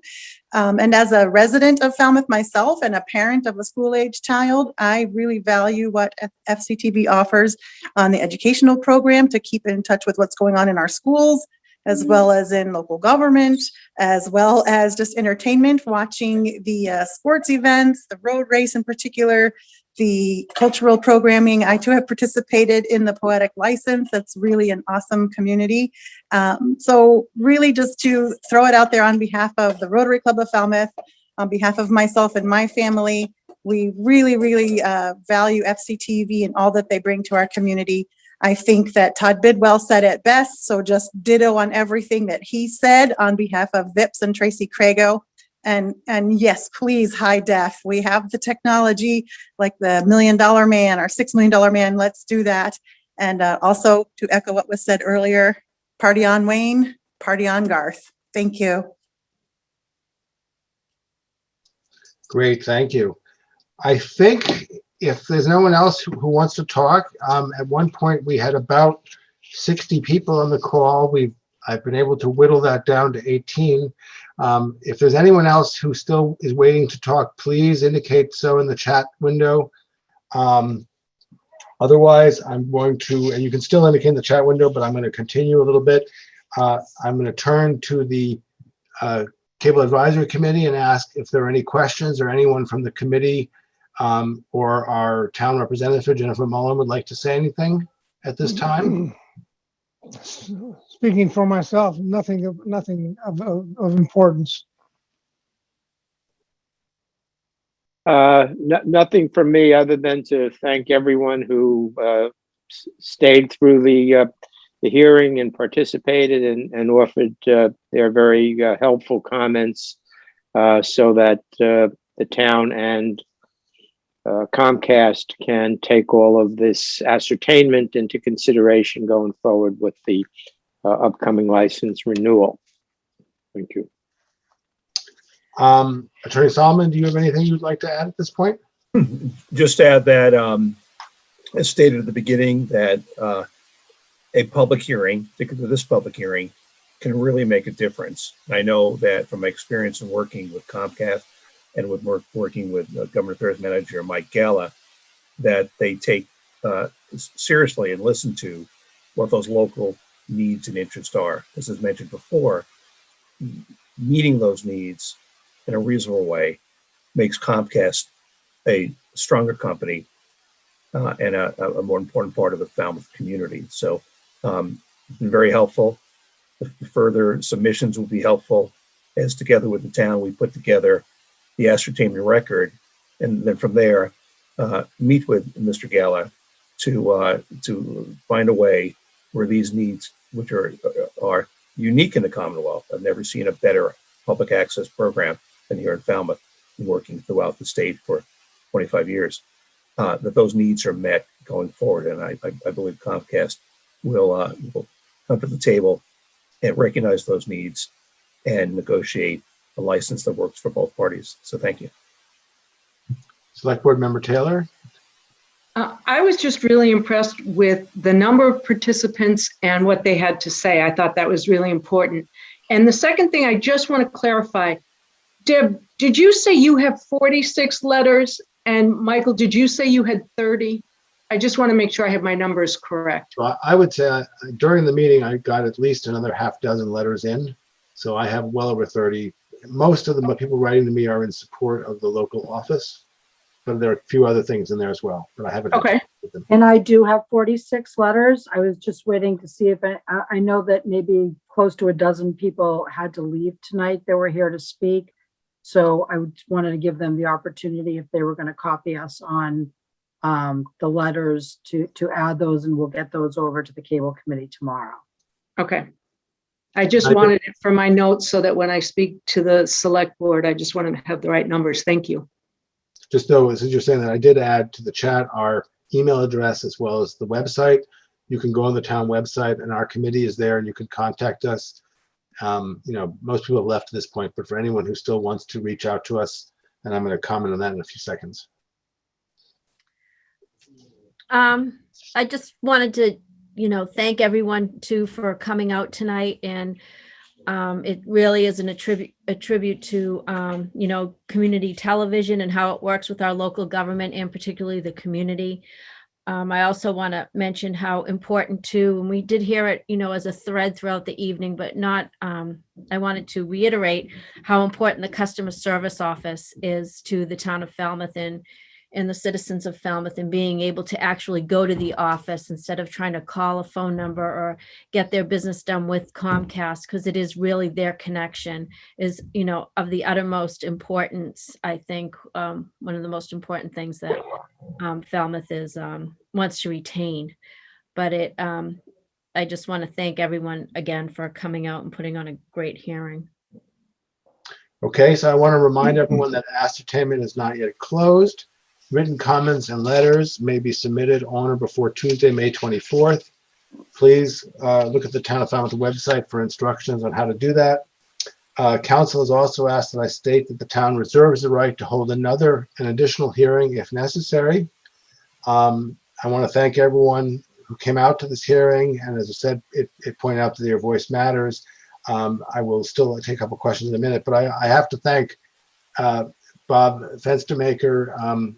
We were running this between us, and believe me, we had a lot of messages going through that we had to figure out who wanted to talk and who didn't. And I apologize for those who wanted to talk who couldn't, but I'm actually amazed how well it went. So Bob, thank you again.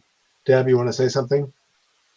Yes, thank you. Well, thank you to you and Bob for running the meeting. I know it wasn't easy, but I also want to just add my thanks to everyone who came on tonight to speak, those who sent in letters, everyone who came on tonight. Thank you for your patience. This was a very long meeting. It was heartwarming to hear all of your comments. Our staff works so hard day in and day out to serve our community, and to be recognized in this way was really heartwarming. So thank you to everyone who came out and spoke tonight for your comments and for your patience. Great. Thank you to everyone. No one else has anything to add? Bill? All set. Thank you. We're great. All right, great. Jay, I will take a motion. I move the closing of the meeting, of the hearing. Robert? I'll second the motion. All those in favor say aye. Aye. Aye. Aye. Good night, everyone. Thank you. Thank you, everyone. Thank you.